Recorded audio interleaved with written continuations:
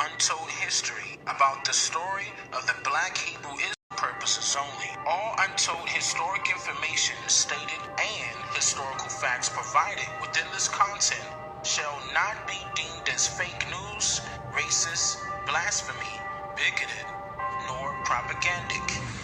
I will now begin this segment with stating the year 1828's English definition of the word religion. Any system of faith and worship. In this sense, religion comprehends the belief and worship of pagans and Mohammedans, as well as Christians. Any religion consisting in the belief of a superior power or powers governing the world, and in the worship of such power or powers. Thus, we speak of the religion of the Turks, of the Hindus, of the Indians, etc., as well as of the Christian religion. We speak of false religion, as well as true.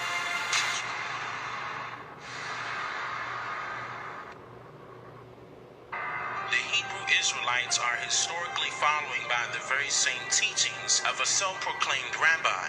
The term rabbi means in Hebrew, my master, used in a late Old English dictionary, directly referencing from the Latin and Greek word rab, meaning master.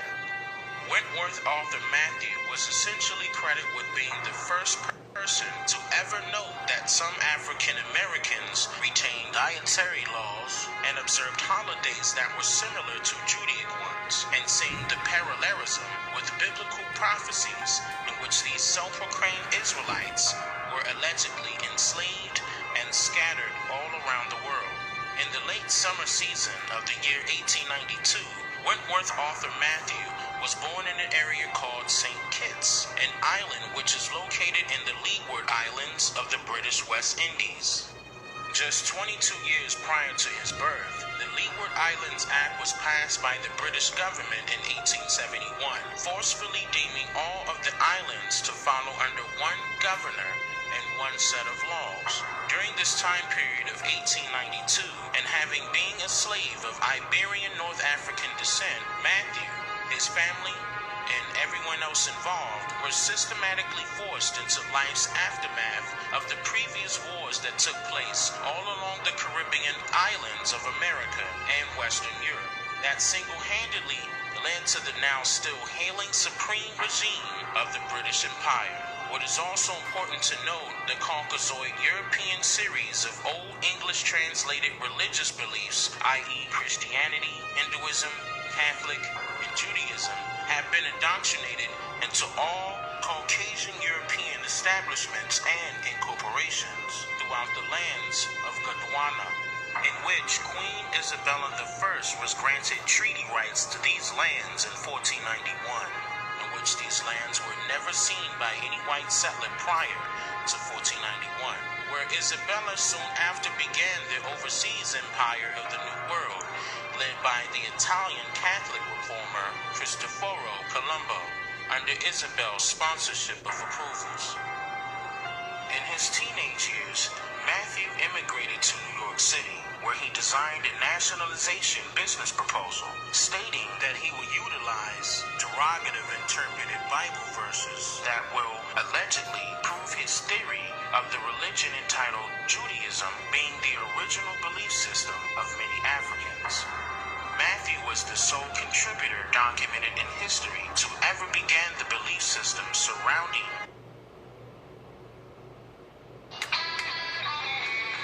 power is all around us. It's undeniable. It doesn't stop. And nothing outpowers the power in your hands. Power on and on. Echo. Visit us online to experience the power and performance of the Echo X-Series lineup. 1492, Western European fictionally categorized and later printed biblical chapter entitled Deuteronomy 28 to become his sole historical evidence, allegedly proving his theological basis while simultaneously surviving unionized industrialism that was streamlining throughout American lands during that time period. Furthermore, Matthew made mention that those who followed him would not be converting due to legal issues, but to be, quote, simply coming back to the fold. And then in the year of 1919, he founded a federalized congregation in Harlem, New York, called the Commandment Keepers Ethiopian Hebrew Congregation of the Living God Pillar and Ground of Truth, Incorporated, also known as, or more simply put, the Commandment Keepers.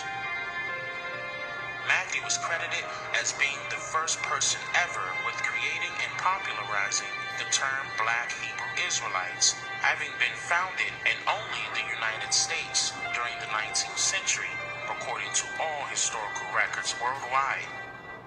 The inspiration of self-proclaimed Black Hebrews, or Israelites, practice pieces of biblical doctrine religiously, but yet borrowed from both Christianity and Judaism, while simultaneously they are not recognized as Jews by the greater Jewish community still to this very day.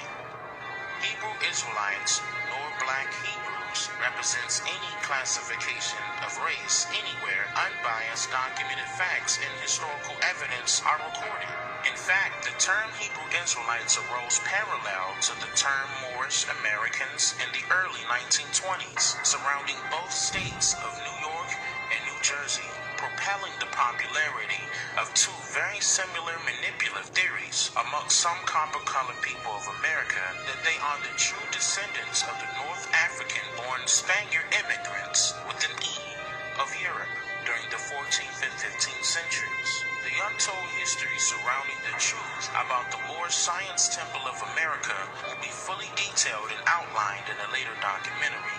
Its solid relevance to this story is critically important to note due to the timeline of its historical existence, tracing back to only one location, and that location being in North America. Plus, there are multiple hidden secrets surrounding its belief system as well.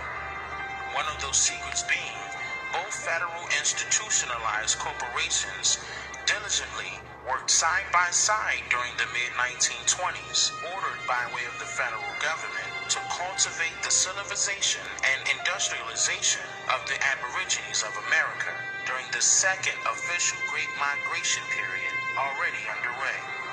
The second recorded Great Migration period took place between 1916 and 1970, purging approximately 1.6 million copper-colored Aborigines from their respective original birth inhabitants of the southern reservations of American Indian lands to the urban Northeast, Midwest, and West plantations of the Americas, along with the Caribbean islands and parts of West Africa, i.e.,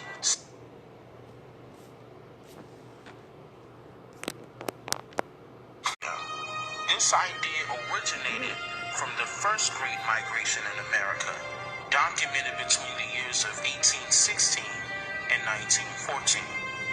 It was said of Matthew that he was heavily influenced by the likes of Marcus Garvey, except Matthew followed along Jewish lines behind his overall theory that his congregation will shortly return to Jerusalem as the true Hebrews. That theory was not accepted within the majority of Jewish communities, then later debunked and forced Matthew to begin a slightly different practice with the revamped title of his congregation.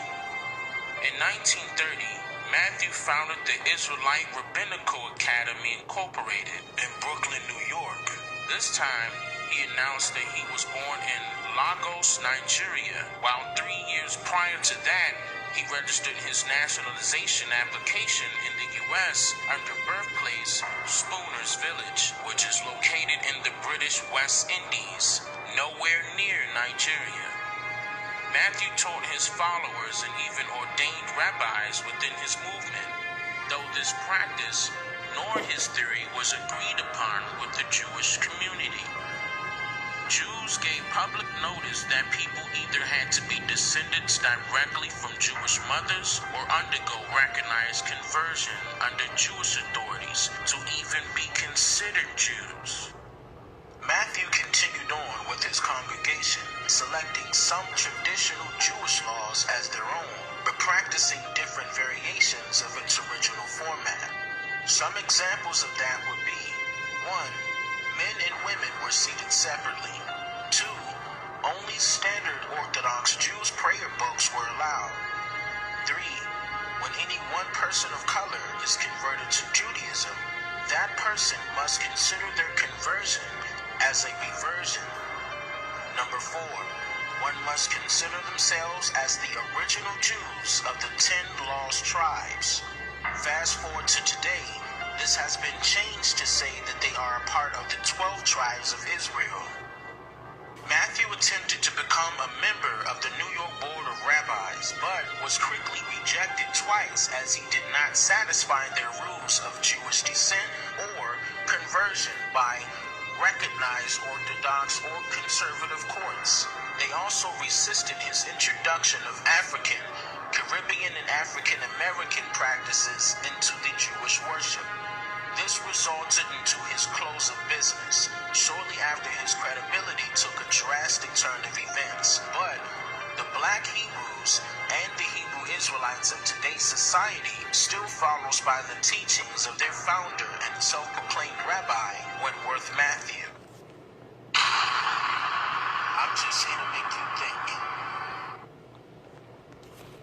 With that being said, shalom, shalom, shalom, peace, peace to the family, to all the enlightened ones seeking knowledge and truth and wisdom. I always like to quote this, through the seed of Abraham, all families of the earth shall be blessed. So peace to all humanity. That was a little history lesson on the foundation of the Black Hebrew Israelites, which was Rabbi Matthews, who founded the idea of the Black Hebrew Israelites. I'm proud to say that I am a kind of sort of a member of that congregation, of the Commandment Keepers. They're based in my city, which is in Newark, New Jersey. So if you ever want to come and check them out, come over here to New Jersey, Newark, New Jersey, and come check out the synagogue. It's different from its original format on how it was created and how it's supposed to go, which it bothers me a little bit because it's not being propelled the way it should be. I'm noticing a lot of these rabbis who really are the children of Rabbi, Matthews and his idea. Everybody that calls themselves, Black Hebrew Israelites really need to give respect to this rabbi,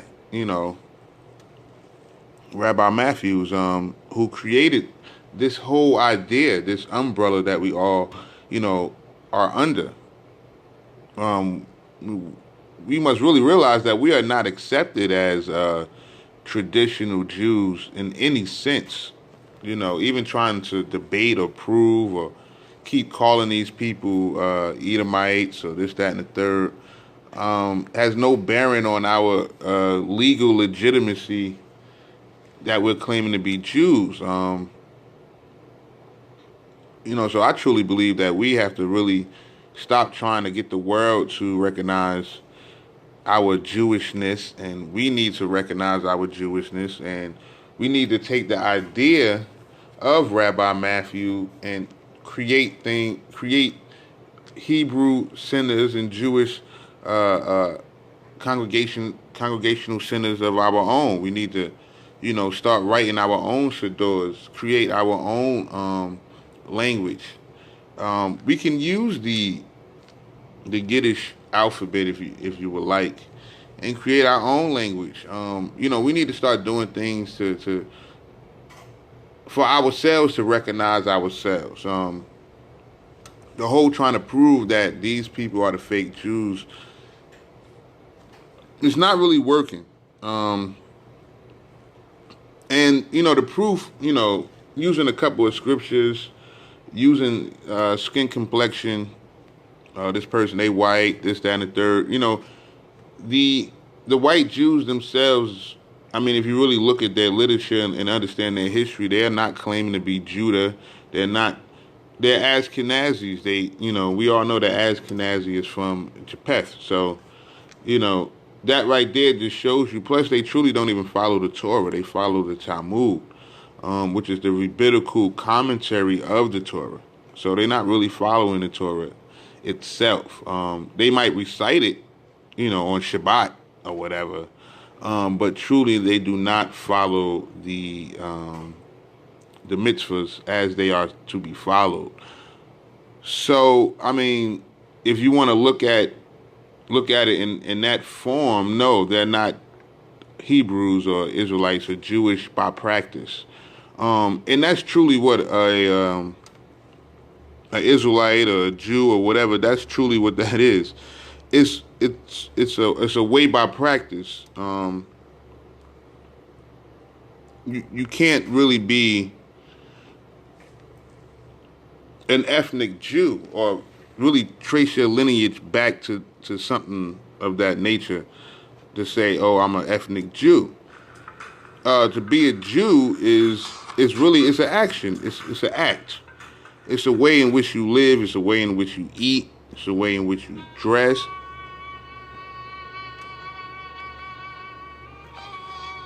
And, it's a format in which you dictate your life by. That's what being an Israelite is. That's what being a Hebrew is. So the format is what's in the book,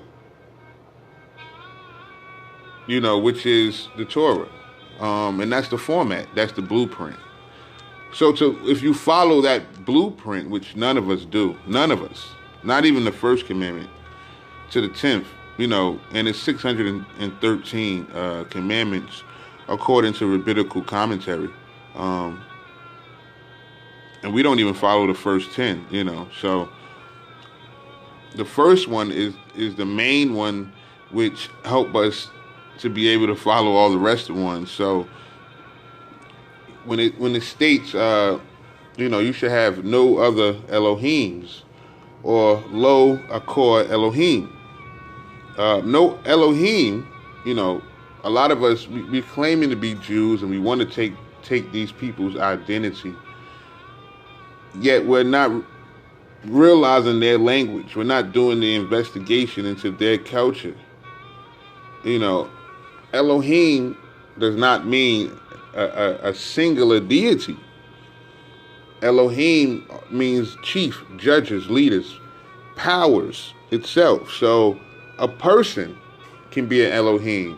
Matter of fact, it states that that is in Psalms, one of the poetry in Psalms 82, I believe, where he says, I have said ye are Elohims. In the book of Bereshit or Genesis, it states, in the beginning, Genesis 1:1, it says, Bereshit bara Elohim. In the beginning created gods. In the beginning created powers. In the beginning created chiefs. In the beginning created judges. We all are judges. We can't judge our own life. We can judge other people's lives. Matter of fact, the Torah tells us to make judgment against ourselves and against our neighbors if, our neighbors are doing something outside of what they're supposed to do. Or going outside the Torah.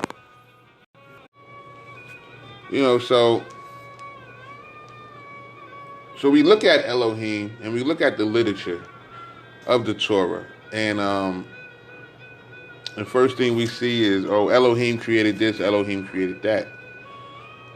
Elohim. So we looking, thinking that Elohim, not understanding the language. We have to remember that if people came to us whose language we don't understand. So, excuse me.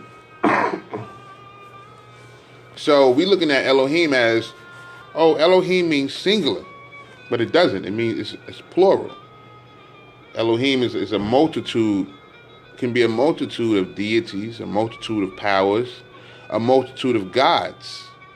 The true form, the true singular form, if you want to say Elohim in its singular form, it's Allah. But we have been taught within the Hebrew theory that Allah is associated with the Arabic or the Muslims, the Sunni Muslims, which is true. But if we was true Jews and we truly understood the language, we would know that the creation of Yiddish itself was created by a man named Eleazar ben Judah. And he created the Yiddish language in the late 1800s. And he was, before he created this language, he went to universities and studied ancient languages and things of that nature. And he formulated this language mainly based off of Arabic. One of his quotes was, he said that Arabic is truly the language of the Hebrews. So he figured the Arabs stole the original language. So he based a lot of the Yiddish language off of Arabic. He used the Nabatean alphabet to create the squared script that we use today. He also used the the Canaanite. All right. He also used the Canaanite language to also create his language, Greek, and he used all different Slavic, German.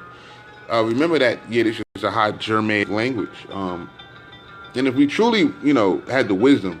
Now, I'm just dealing with, this language that we call the holy language. Remember, we took this from these people. We didn't create this language on our own. So if we're going to say that this is the holy language, this is the language of the Hebrews, then we need to understand it for what it's worth. And a lot of us don't truly understand the language and when it was created and how it was created and how is it used. To be honest, this English that we speak, the King James version of the biblical text, the 1611 King James Bible, the language, the old English language, is actually older than Yiddish. Remember, Jews has been in America since New York was called New Amsterdam. Okay. Now we have a King James Bible which dates back.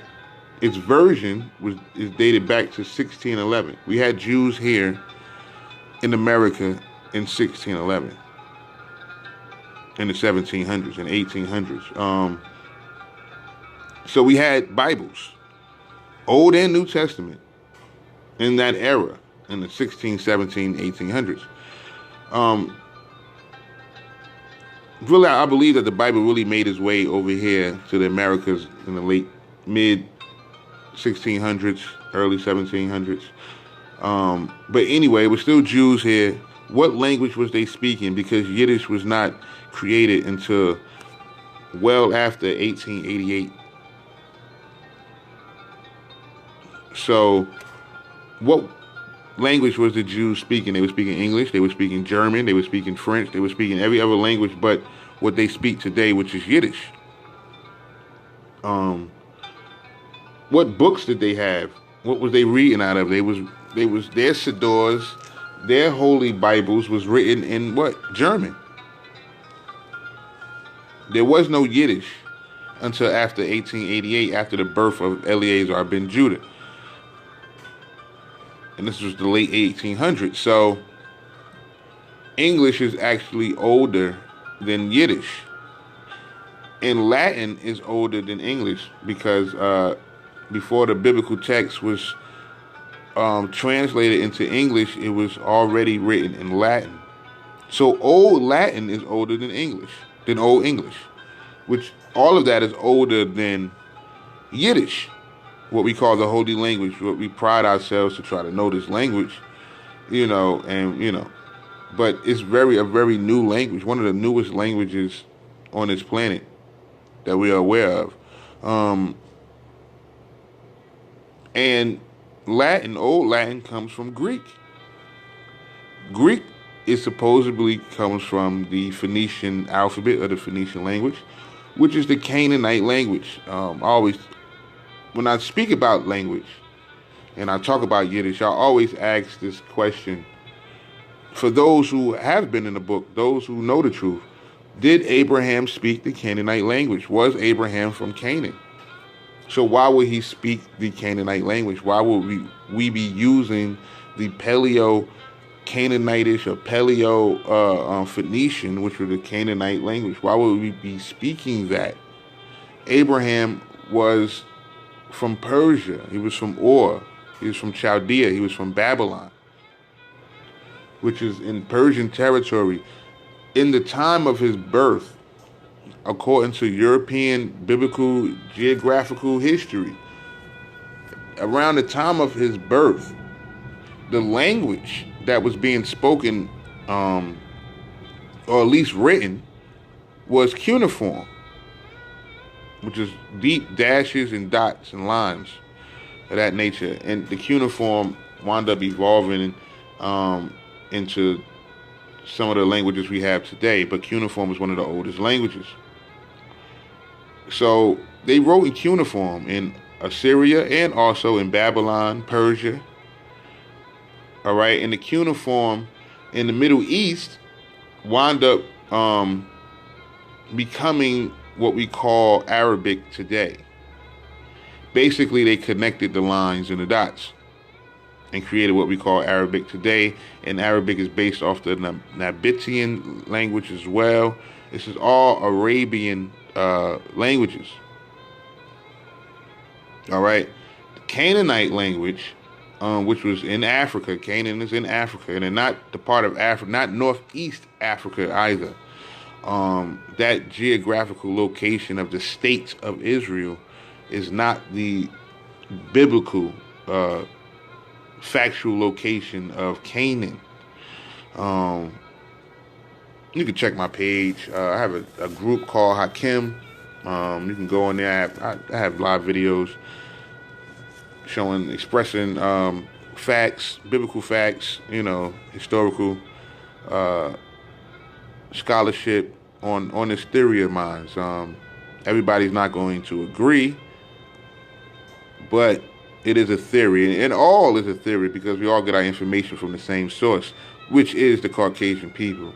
So everything is really a bunch of theories. We really have no idea about history, about anything, unless we create our own ideas. And this is the problem. We're not creating our own ideas. We are trying to dissect someone else's ideas of multiplicity. They're giving us ideas, multiple ideas, and we're latching on to each one, trying to dissect each idea that they give us. And we wind up falling into just a deeper hole of nothingness, of blankness, of ignorance.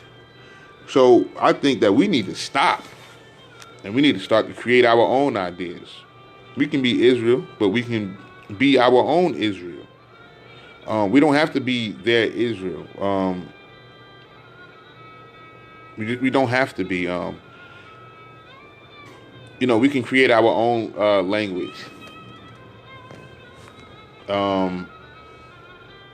We can change our name. I mean, it states that they are crafty against us, and they have consulted together, and they have said, let us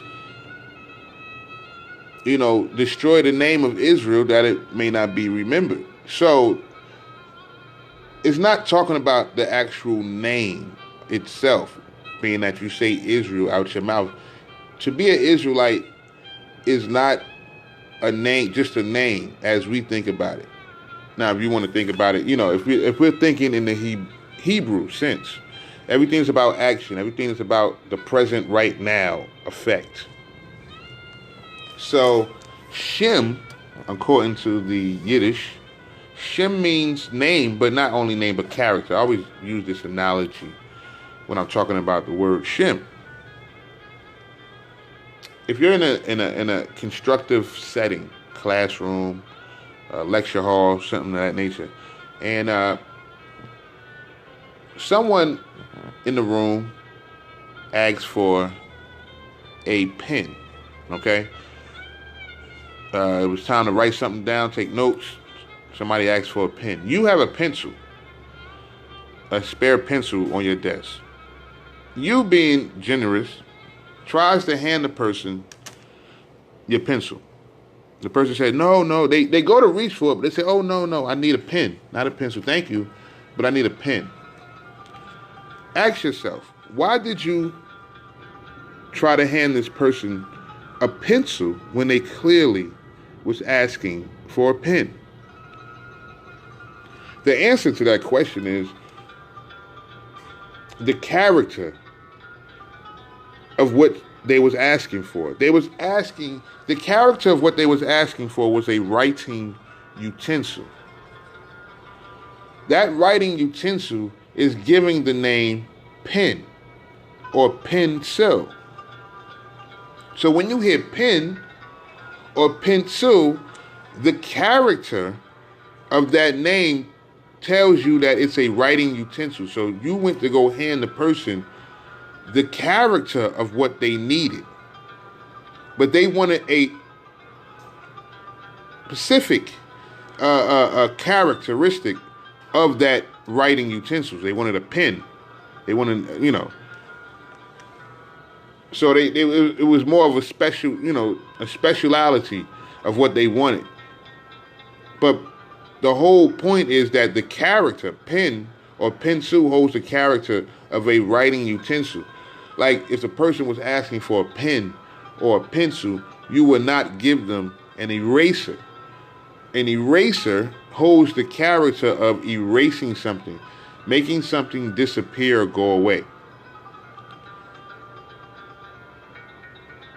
So you're not going to hand a person an eraser when they're asking for a pen or a pencil, because the characteristic of an eraser is not the characteristic of a pen.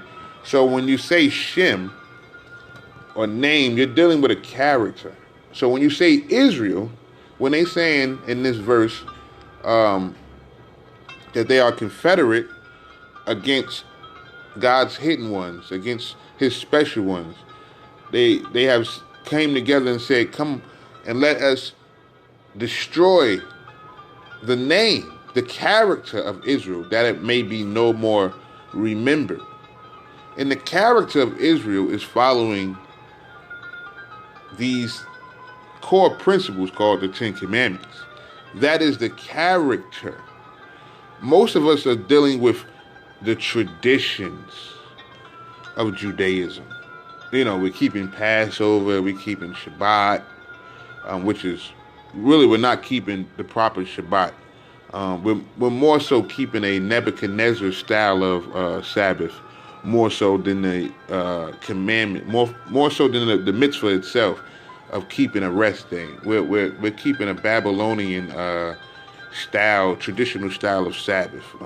Remember, I told you that these Ashkenazis, they're not from the Shemitic tribes, nor do they keep the traditional Torah order. It's just a look. Remember, they're crafty in trying to destroy the name or the character of Israel, so it'll be no more remembered. If you abandon the Torah for the Talmud, if you abandon the law, the blueprints of Moses, the law of God, if you abandon that for the rabbinical commentary of some guy that was ordained to be your master or a rabbi, right, which is Greek, which is a Greek word itself. My name is the Hebrew style of rabbi. It's rabbah, which means something in abundance or a multitude of. Okay, rabbah. So my name is Rabbi Salam, which is a multitude or an abundance of peace, an abundance of wholeness, completeness, an abundance of security. That's what. So, but rabbi means my master. in Greek. All right, remember the language that they speak is based off of the Greek, Germanic, Latin, Arabic, and other languages as well. First commandment tells us not to have any masters over us, not to have any powers over us besides the ultimate power, the Creator Himself, tHe.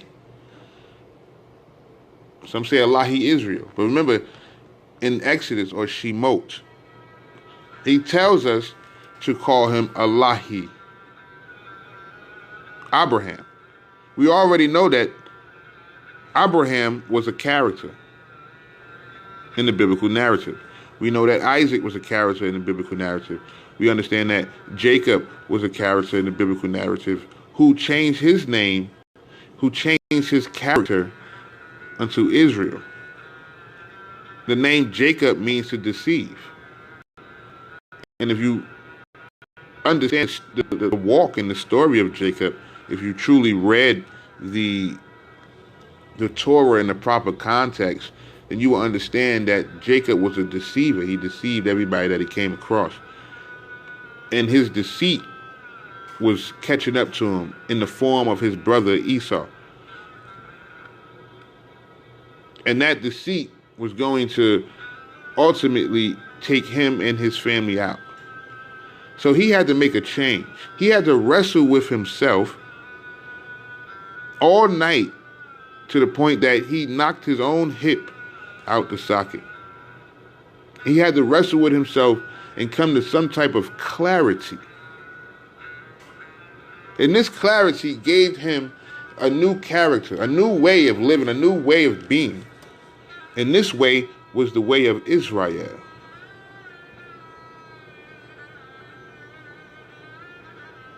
To struggle, but prevail. To be a prince, to be a mighty prince.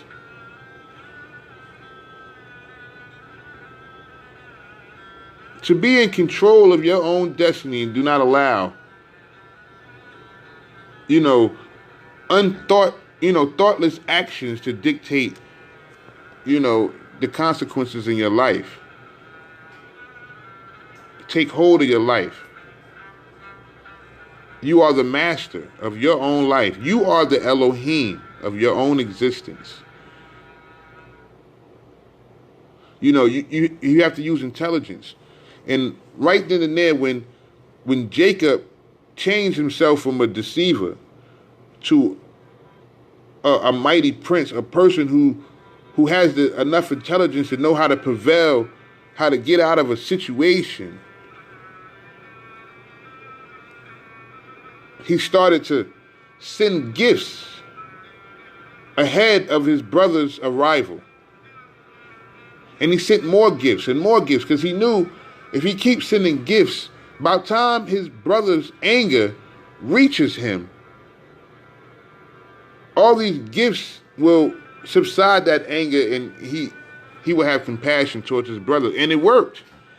And Esau, Esau came with, what was it, 400 men, something like that. He hugged them and they departed peacefully because Jacob realized that he had the intelligence to overcome his situation, even though he put himself in that situation. And this is what's being taught to us in the Torah. We have put ourselves in this situation.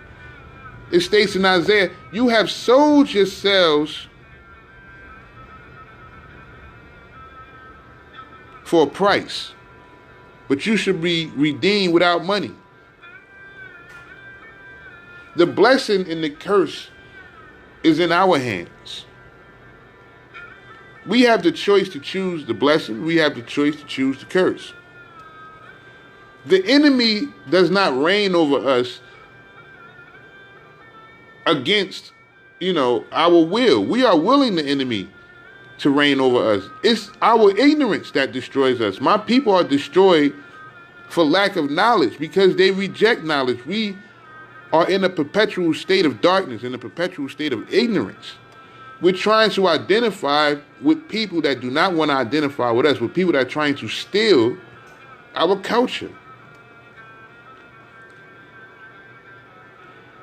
They have created crafty counsel against us. They have said, come, let us destroy the character of Israel, not the name. You got the state of Israel, the state. Remember, we live in America. In each place, we live in a state. You think there's no other place on this planet that where they call their little sections states. It's either countries or provinces or whatever. It's not states. But America, you come to the United States of America. State is a state of mind, a state of being, a state of living. That's why when you go to different states, it's a whole different atmosphere. We are not united as a country because each state has its own laws, it has its own municipalities, it has its own judges, it has its own police force, and everything. You have Washington State, then you have Washington, D.C., which is the District of Columbia. That's not even a state. You have New York State, the state of New Jersey, the state of California, the state of Texas. They all have their own laws, the state of Philadelphia, the state of Chicago. They have their own laws, and when you go to these places, being that you're from somewhere else, you start to see that people are in a different state of mind from the state in which you come from. You might hail from the state of Philadelphia, and then you travel to Chicago or New York, and these people, you go to New York, they're living in a New York state of mind. Or you're living in a New Jersey state of mind, or you're living in a Baltimore, Maryland state of mind. And we have to understand that when you go to the state of Israel, it's a state of mind. It's not the actual place, the actual biblical place.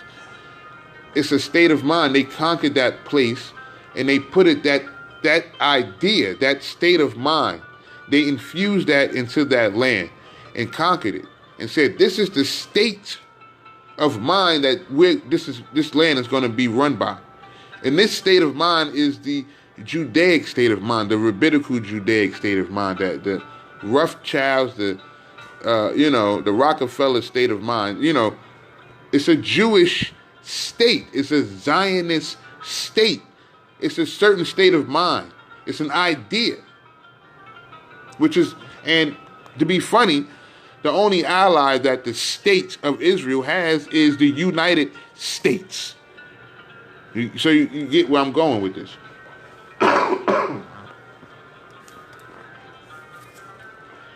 So, wherever you at in America, best to believe that you are in a trance or you are in a state of mind, being wherever you at.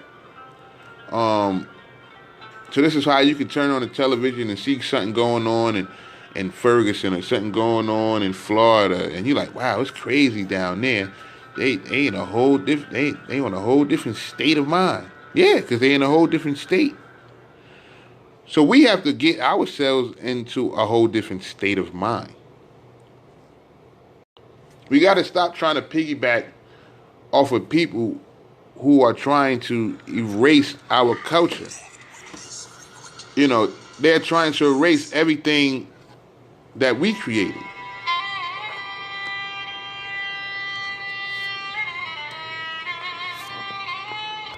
It's time to stop trying to be Israelites. They have taken the name.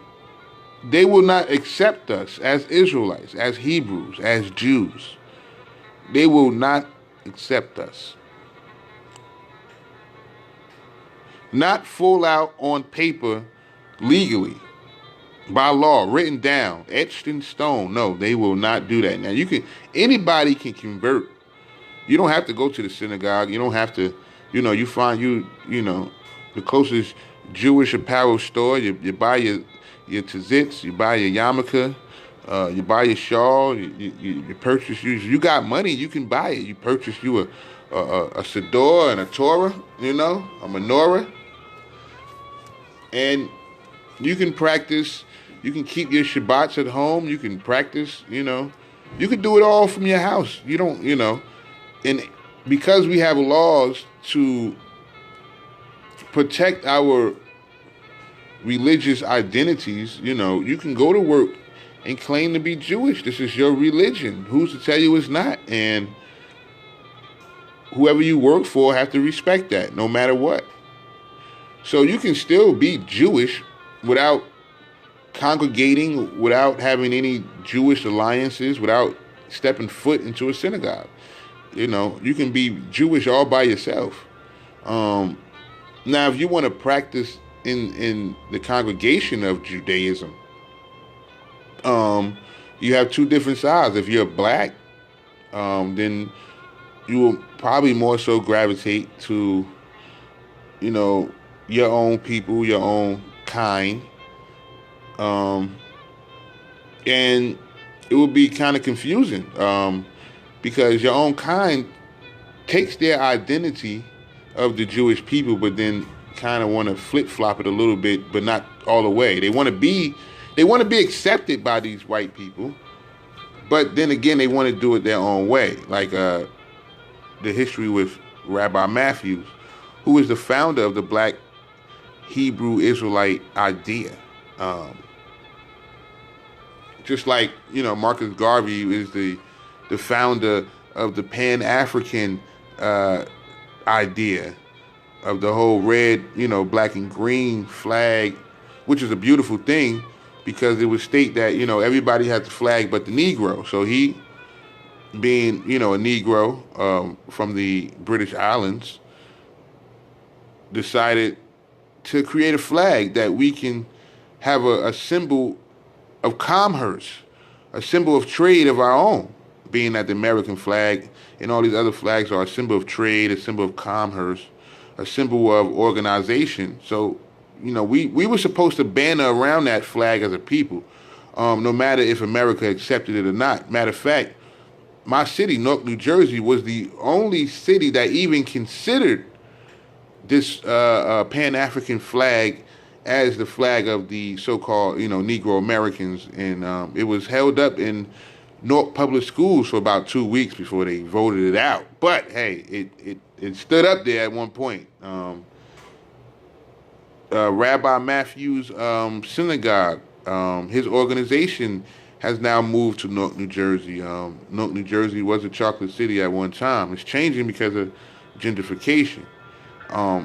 A lot is changing because of gentrification. A lot of things is changing in this country. And I'm speaking a lot because I think that just as Rabbi Matthew done in the early 1900s and created this idea that we still live by today, we have to take it to the next level. We're not going to be recognized by Jews. We're not going to make aliyah to Israel and live there in peace and harmony. Look at what's going on with the Sudanians that are living that migrated to Israel. Look how they're being treated and pushed out of the land. Look how they're doing the Palestinians, who are, I'm gonna just go ahead and say it, but the Palestinians are the true Edomites, and Moabites. They're the true Edomites and Moabites. I don't know why they keep calling these white folks Edomites. Because then that would mean that if they're Edomites, that means they are Hebrews. They stem from some Hebraic bloodline. So, I mean, you're not supposed to, it's a commandment not to hate Esau because he is our brethren. All right. So if you're hating Esau, I don't care even in the Tanakh itself, we will go to war with Esau. But we will not totally wipe them off the face of the planet. We will run down on them and basically subject them to some type of, servitude. Basically, we will be over them. They're not going to be able to do anything, without our approval. And that's where it's going to be at with them. And they're being beat down according to Obadiah. See, a lot of us, we want to claim this Jewishness, but we're not willing to put in the work to understand their books. We want to put in the work so we can debate each other, or, get on YouTube and sound like we're intelligent. And these people don't accept us no matter what. They don't feel threatened by, us congregating together with our little outfits on, holding up our fists and swords. And these Jews are not threatened. They own Facebook. They own the internet. They probably own your residence. They own the money that we spend. They own the Federal Reserve. This country is in debt to Jews. They getting, 8 million or $10 million a day donated of our tax money. So they can care. What are you, you standing on the corner running your mouth is not a threat. If anybody was a threat, you had one guy, Yahweh ben Yahweh. He was a threat, not because of what he was teaching, but because his economics. He started to fashion some type of economics. He created his own centers and towns, and I think he had little villages his own or something like that. Like, they had to get him out. He was succeeding from America itself. He was creating his own country basically within America. That was a problem. You can't do that, So that was the issue. It was economics. Malcolm X, they ain't care nothing about, he could spoke the Quran and recited the Quran till his face turned blue. But when Malcolm X started talking about economics and some type of economic sovereignty, basically a black Wall Street, he got popped. When Martin Luther King started talking, he could have had a dream every day of the week. White folks didn't care. He was holding hands with Ashkenazi Jews and Christian pastors and rabbis when he was marching on Washington, D.C. He was aligned with these Ashkenazi Jews, and these Jews had opened doors for Martin Luther King to make his speeches and things of this nature. So he was working with the Jews. Don't get it twisted. But when he started talking about economics, black economics, and he started talking about our indigenous treaties and how we was basically written off our own land, and that they owed us land and they owed us money, and he was going to push that issue. That's when he got popped. The Black Panthers, they was a political organization, and they was focused on what? Black economics. And what happened? Their organization was eradicated, infiltrated, and destroyed. What are the Jews best known for in this country? They are known for what? Jewish economics. They are known for owning things, having organizations. They are very economically sovereign. They are very, very business savvy. So and when we read the Torah, if one aspect that these Ashkenazis did cultivate from, taking the identity of these biblical characters is economics. The Torah speaks on economics a lot. A lot of the laws deals with the economics of Israel. Selling keeping a proper scale, who you can, place interest on, who you can't, how to sell, when to sell, and things of that nature.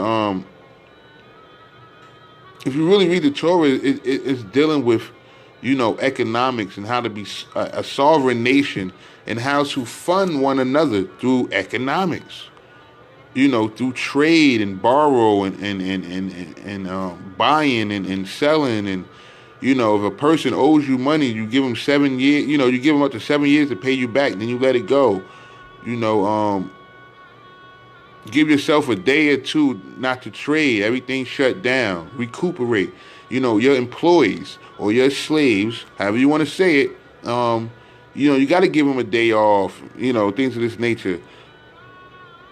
It's about economics, about different housing practices and who can buy a house and if you sell a Levite your house, or if a Levite sell his house, he can buy it back at any time, or if someone want to buy their house back, they have a certain amount of time to buy it back. These are all talking about economics. Even when dealing with slavery and selling people and stuff like that, it still deals with economics. Even when it comes to your dowry and what you got to pay for the virgin, what the price is on that, economics. So the Torah deals with economics because we have to be sovereign, a sovereign nation. We have to be a nation of people who depend on ourselves and depend on the earth, and depend on the creator of the earth, So we have to have some type of economics. We have to have some type of money management strategies and unity and plans. And we need our own Wall Street. We don't need the government. We don't need their currency. We have enough Africans and West Indians and people from other countries. Everybody's coming here. We can trade with each other. We can start our own thing. We can write our own Sidors. We can create our own language based off of their language. We can use their alphabets and create our own language. What's stopping us? What boundary? Why we got to stop at Hebrew? We could take a little bit of Latin. We could take a little bit of Arabic. We could take a little bit of English. We could take a little bit of Yiddish and create our own language. Write our own books. We can rewrite the Bible. It's all interpretation and translation. That's why you have so many different translations and interpretations to this one book, which is a multitude of many books put into one. That's the meaning of Elohim as well. So, I think that, you have what Hebrew camps we have? We have like GOCC, we have Israelites for Christ or whatever, ISUPK, whatever. We got all these different organizations. We have the Commandment Keepers. We have different organizations in Chicago and New York. We need to have a summit. It's about to get to summertime. We need to have a summit. We need to... the Pope, what was it, 2 years ago, they just had a summit where they brought all the world religions together and they made an agreement, shook hands, this, that, and the third. The one world religion thing and one world government. Everybody's coming together. We need to. Don't you know, like the biggest mafia, the biggest mafia in this country was not the Italian mob, but the Jewish mob? One of the most bloodiest Jewish mobs that ever existed in this country was called Murder Inc., Murder Incorporated. They were Jewish mobsters that ran Brooklyn and did hits for the Italians and the Irish and the Germans and all them other mafia families. The Jewish mafia made it from the bottom to the top. They infiltrated everything and took it over. It's about time that we do this. We got to, this debating each other. That should be something we do on the sideline, We ain't got nothing else to do. That's when we do that. Or we're putting things together to,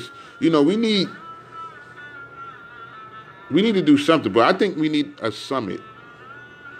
We need all of the Black Hebrew families, organizations. We need a summit.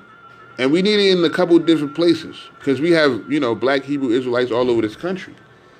So we need, within the summer, every month, We need a summit in New York, in Harlem. You know, we need a summit in because people from Washington and Philadelphia and Baltimore, they can make it to New York, or, we need a summit in Chicago. We need a summit in California. We need a summit down in Virginia, or we all, if Farrakhan, no, we don't need a summit in all these different places. If Farrakhan can get up on stage and tweet, I want 1 million men to meet me in Washington, D.C. on this date at this time, and you get over 1 million men and women and children to come to listen to him say the same speech he's been saying for the last 30 years, then I think we need to do that as Black Hebrew Israelites. I mean, the founder of this movement, and I call him my rabbi. If I don't call nobody else my rabbi, I call him my rabbi because he's the founder of the Black Hebrew Israelites. He's the founder of this idea. And like I said, I'm a part of that synagogue. I don't like the way it's being ran myself. I think it has potential. I think we all have potential. All these camps have potentials. I don't care if they believe in Jesus or whatever. If we can flip that around and really understand what Jesus was really trying to say, and stop trying to look up to people to follow, to serve, that's against First Commandment. If we really keep these 10 principles, it will propel us into a better situation as a nation of people, as an individual, as a family, whatever, as an organization, as an economic, we could take over if we stop worrying about being recognized by other people and recognize ourselves. Being Hebrew means to be separated. Eber means to be isolated, alienated. So why are you trying to be recognized when you're supposed to be alienated, when you're supposed to be isolated to yourselves?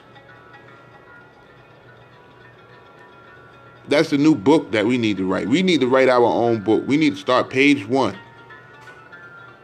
Let's have a summit. Not to come and sell your little clothes, which is cute, and there's nothing wrong with that. Or to sell your Hebrew jewelry or whatever. There's nothing wrong with that. There's nothing wrong with having clothing and your marketing, your symbols for your marketing, There's nothing wrong with that. We need to create a flag. We need to create a symbol of commerce. We need to create a flag for ourselves. The Black Hebrew Israelite flag. We need to create. Me personally, I think we should use the Marcus Garvey type flag. And put a star there. I don't care. Whatever. Put a menorah there. That's our flag. So that's the symbol of our trade. And and they can't take it from us because that menorah, that same menorah is used in Kwanzaa. And I respect Kwanzaa and I like Kwanzaa myself because it sounds like, Judaism to me. It talks about economics. It talks about everything I'm talking about now. That's why I like Kwanzaa, and every Kwanzaa I celebrate Kwanzaa, because it was created for something for us to have. It was created, to abandon Christmas and all the European holidays that, we wasn't respected by, partaking in anyway. So this guy created something, Kwanzaa, so we can have some pride in ourselves and in each day symbolize some type of strength, unity, or economic sovereignty or something. It's a beautiful thing, and it's right after, right after around the time of Passover, So I think it's beautiful. And I think that's something that we need to take up again. As Jews, as Hebrews, as Israelites, I think we need to change our names. Let's stop calling ourselves Israel. Let's call ourselves something else. Because they own the name. They can own the name all they want. We own the character. We hold the character of Israel. They can have the name all day. Because we can change that. Matter of fact, according to the Tanakh, our character is supposed to change from Israel. We're no longer going to be called Israel, but we're going to be called by another character, another name. So we might as well just start pushing that now. Create our own books. We can rewrite the whole Bible from Old and New Testament. We do the etymology. We do the etymology on the Yiddish. We do the etymology on the Old English. We'll go back to the Latin. We'll go to the etymology of the Greek, because truly the Old Testament was written in Greek, not Hebrew. It comes from the Septuagint. The Masoretic text is a copy of the Septuagint. So the Greek text is the original text of the whole entire biblical narrative, Old and New. Apocrypha, all that was all written in the Septuagint, or the Greek language. The Masoretes came after that. Then after that, you have the Yiddish and all that other stuff. I mean, we like I said, I think we need to have a summit. We have to recreate what Rabbi Matthews started.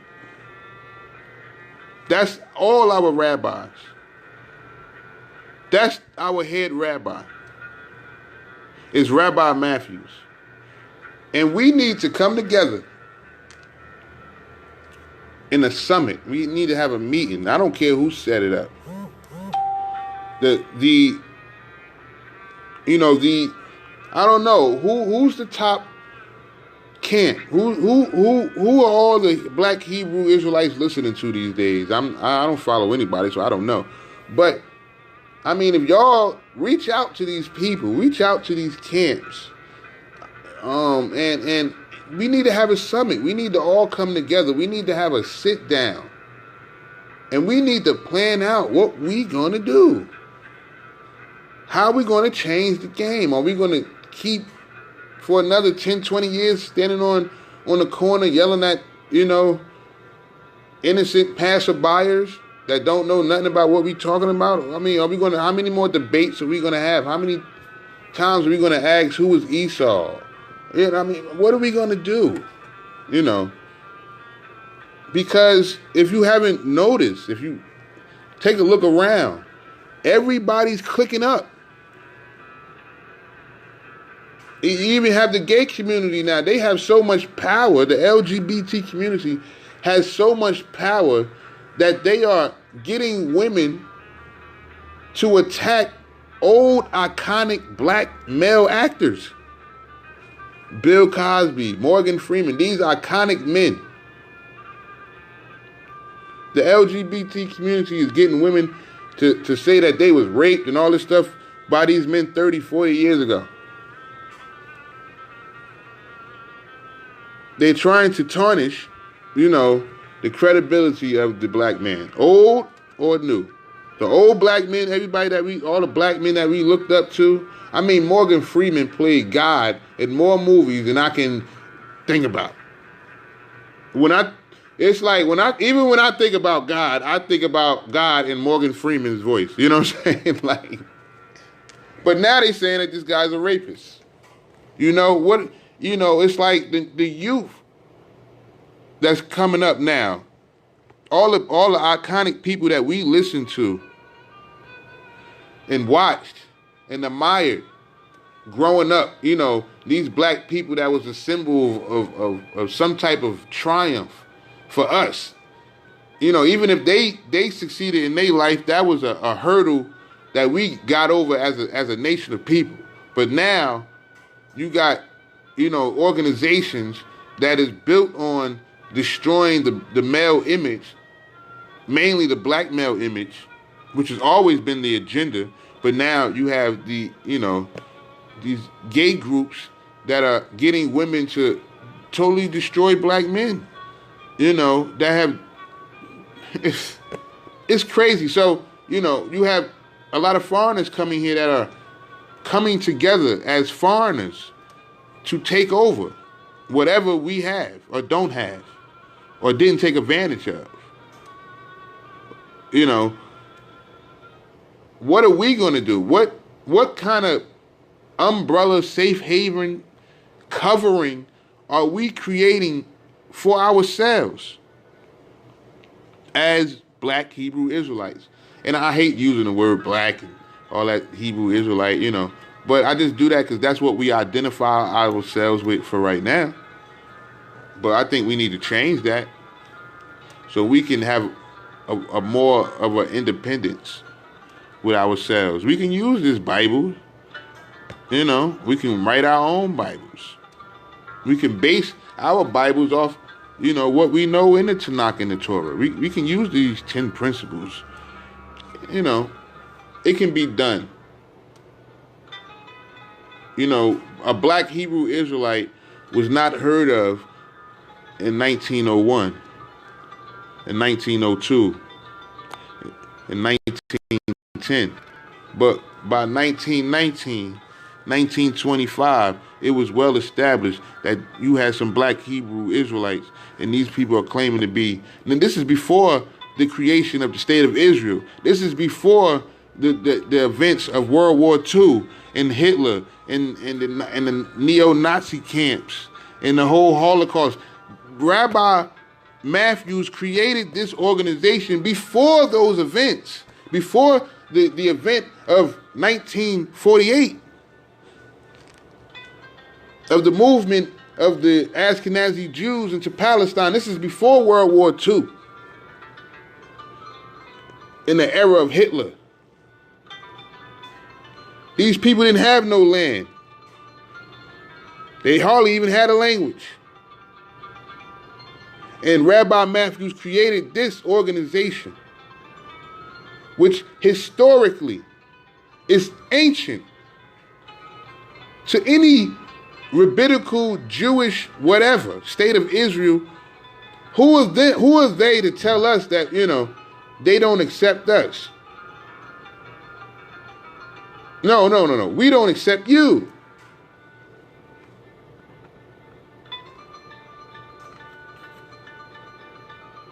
And that's where we have to take it to, you know. And I think that we need to create, you know, I would like to see a summit arise in the near future. I would like for us to have, you know, all the heads of these Hebrew organizations, the heads of the commandment keepers, to have a sit down. And we really need to structure something that we can call our own. If not, we're going to lose. We're losing. We lost already. You know, we lost the battle, but we haven't lost the war. Because we're still fighting. We might have lost a few battles, but we haven't lost the war. But they are strategically setting things up to where if we don't make a move and make a move fast and make a move now, we're done. We're done. You know, so I just hope, you know, that, you know, my page is ignored for the most part. And that's okay.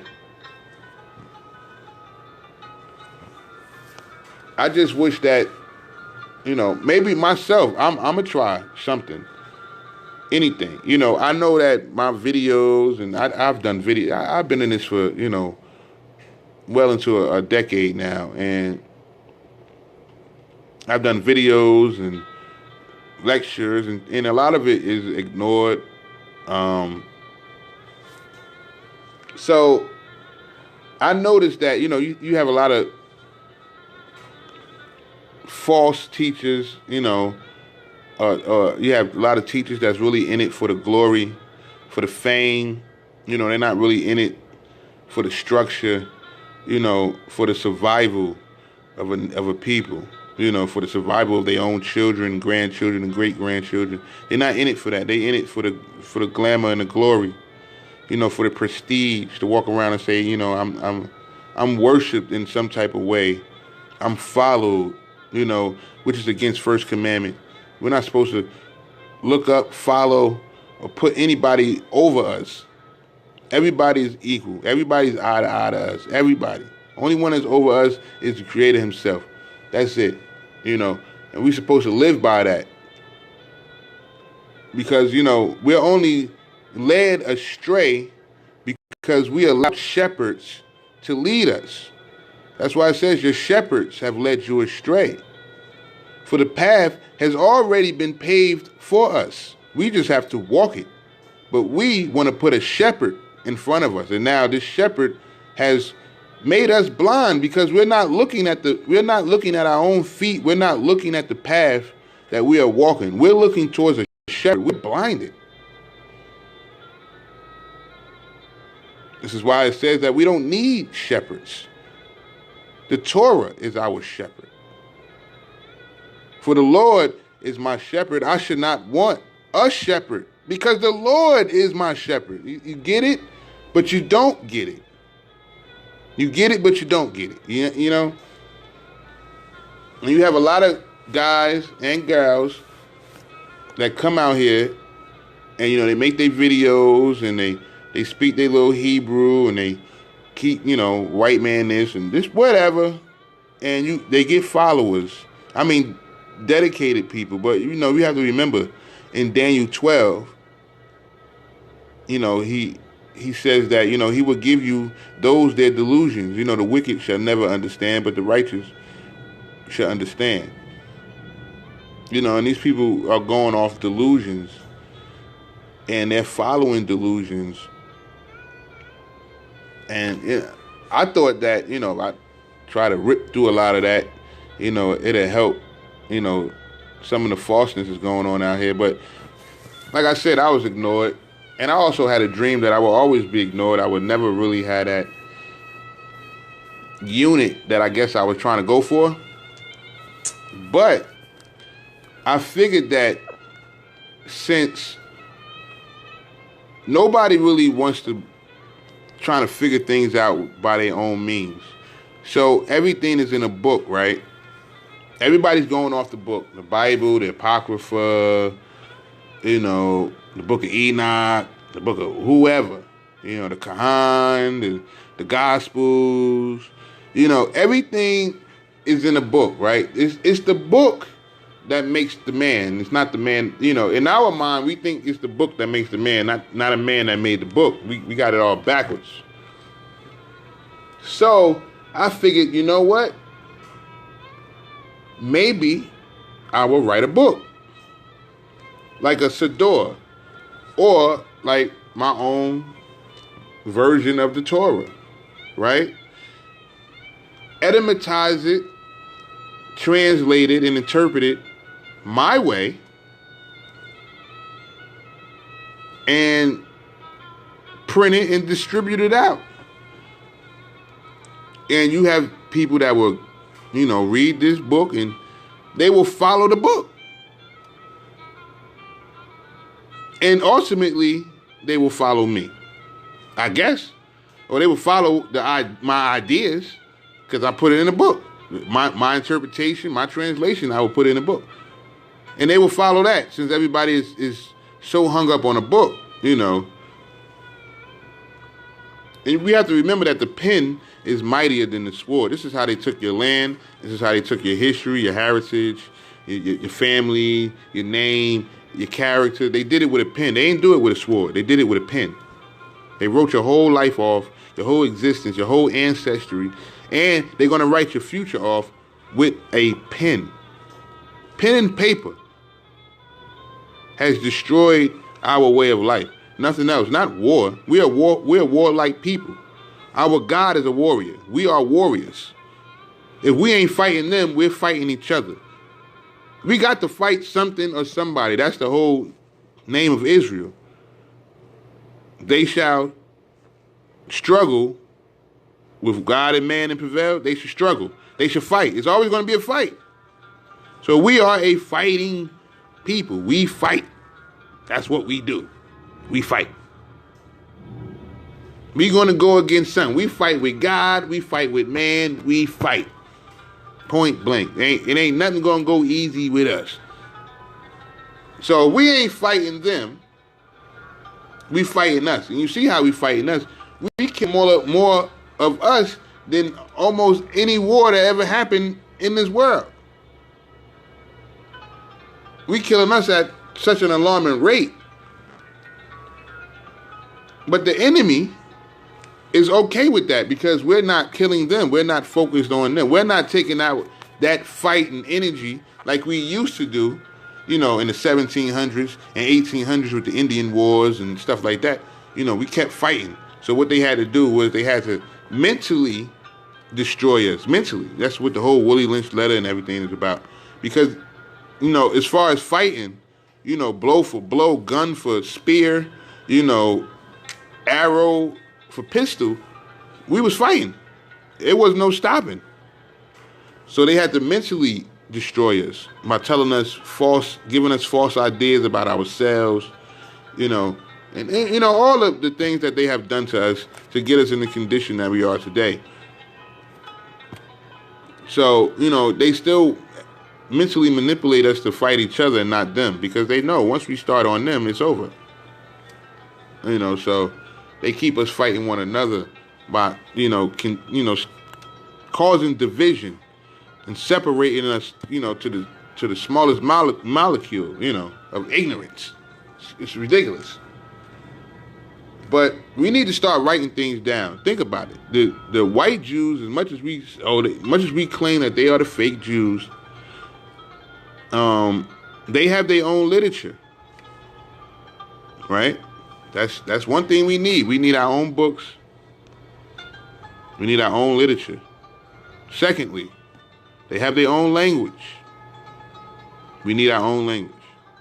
We need our own language. Thirdly, they have their own traditions. They do not follow traditions in the Torah.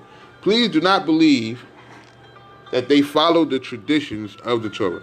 I was saying something earlier about the Shabbat that we keep. We're not keeping the Torahic Shabbat. We're not keeping the Shabbat of the 10 principles of the 10 commandments.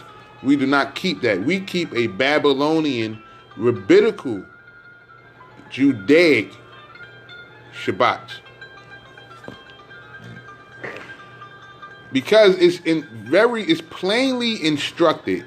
That's what Torah means, instruction, direction. It's plainly instructed to us to work 6 days, take the 7th day off. It never specifies when to start your first day of work. It just says, if you work 6 days in a row, meaning that you did not take a day off in between day 1 and day 6, take the 7th day off. 7 is Shabbat. That means 7, not Saturday. 7. Shabbat means 7. All right, or Sabet means 7. So, if you started your first day of work on Tuesday, right? You had Monday off. Memorial Day is Monday, so nobody's going to work on Monday. You might go to work, but some people don't. Just say you didn't go to work on Monday. Let's say you're not working today. It's Sunday. Some people don't work on the weekends. Okay. You don't go to work Sunday. You don't go to work Monday. You start your work Tuesday. That's the first day of work. Your second day of work is Wednesday, Thursday. It's your third day. Friday is your 4th day of work. Saturday is your 5th day of work. But the Babylonian rabbinical Shabbat, or the traditional Shabbat of the Ashkenazis, is between Friday night and Saturday night. That's their Shabbat. But a true Shabbat, meaning you started your work on Tuesday. Saturday is your 5th day. Sunday is the 6th day of your work. So the 7th day, your Shabbat, your 7th, Shabbat Yom, your 7th day is what? Monday. You take Monday off because that is your Shabbat. That is the 7th day.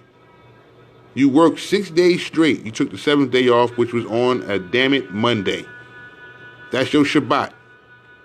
So if somebody call you, you ain't pick up the phone, you ain't talking to nobody, everybody like, well, you feel like I ain't doing nothing today.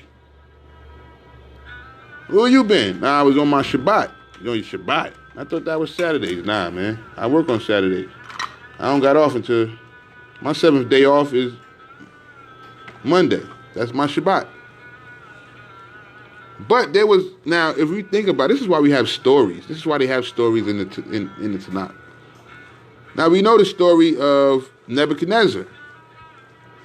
He created a standard, right? He enslaved the Hebrews, the Jews, Judah, brought them to Babylon, right? He created a standard. When you hear the harps playing and the music and the trumpets blowing, you had to stop all your business. Isn't that what the Sabbath means? Stop all your business and pay homage to the standard. When the standard was an image, he made a golden image. So remember the 3 guys, the 3 Jews that said, they wasn't going to bow down. They wasn't going to stop doing their work. They wasn't going to bow down to no image. And Nebuchadnezzar threw them in the fire. But they didn't get burnt. There was like an angel sitting in there with them. And Nebuchadnezzar brought them out. So the idea of that is, he told everybody of every language, of every nationality, when you hear the trumpets playing, when you hear the harps, wailing, stop your business. That was Babylon. The Ashkenazis created what? A Babylonian Talmud. So a system of everybody keeping this day off or stopping their business to pay homage to some type of image, some type of deity, some type of power. Today, we follow, if you keep a Saturday Sabbath, and you're not supposed to, you didn't work 6 days prior to Saturday, and you're just keeping it because it's a Jewish tradition, then you're truly keeping the Babylonian tradition. You're keeping the standard of honoring Saturn. I forgot the deity of Friday. It's 2 deities. The deity of Friday and Saturn is a deity. So you're paying homage to Saturn. All right, so that's what you're doing. Remember, he said they are confederate to destroy the name of Israel, that it will be no more in remembrance. Remember, I said that name, Shem, means character. They can call themselves Israel all day, but they don't hold the character of an Israelite. We are supposed to embody the character of Israel. So they want to remove the character of Israel, that it be no more in remembrance. So if you're keeping a Saturday, Friday night, Saturday, Jewish Zionist rest day, then you have forgotten the character of Israel. And you just embody the name, but you don't embody the character. You want to be the name, but you don't want to keep the characteristics of Israel. So they basically created a tradition, the rabbinical tradition, to get you away from the Torah. That's the whole idea. So as long as we keep disrespecting our own ways, our own cultures, they will always succeed. We will always fail. This is mentioned in Deuteronomy. This is mentioned through the whole law. So we got to really take account of what we're doing. And, from as far as what I see, the live videos, the little documentaries, the Black Hebrew Israelite memes, and, the lectures and the debates and, the on the corner with the speakers and the signs. And I've been watching that for, some years now. It's been some years.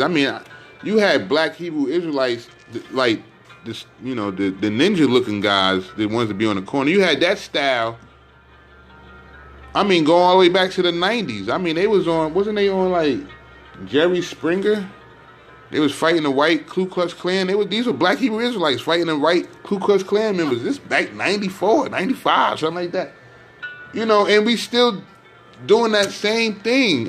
You might have individuals that, get a little money and got a little clout off of it. But, as a whole, if to call these white Jews, to call these white Jews fake Jews, to me, it's absolutely wrong. Now, no, they don't embody the character of the biblical Jews. But as far as the overall unity, separation, economics, and business and trade attitude, they Jews. They Jews to the fullest. They bond together. They do business together. They know how to infiltrate other cultures and organizations for the benefit of themselves. They will act like they not Jews in the benefit of Jews. They create their own banks. They create their own language. They create their own literature, their own traditions. They even got their own land. They got up into the politics so they can help themselves. Majority of the politicians in Washington are Jews. And this is why the Jews get away with murder. Literally, murder. Because they are the politicians. They are the bankers. They are the realtors, the real estate holders. They all up on Wall Street. They own Hollywood. They own the radio stations. They own these big corporations. They made it. They infiltrated. They got in there for the benefit of themselves.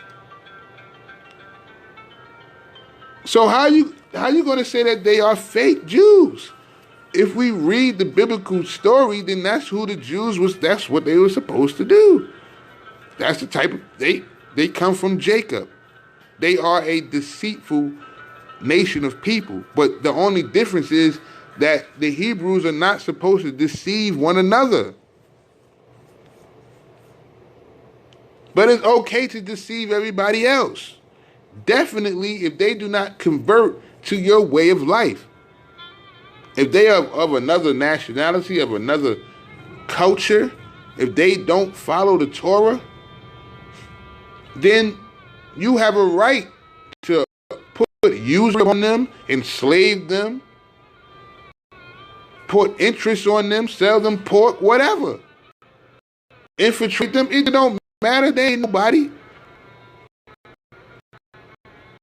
Manipulate them, lie to them. It's okay.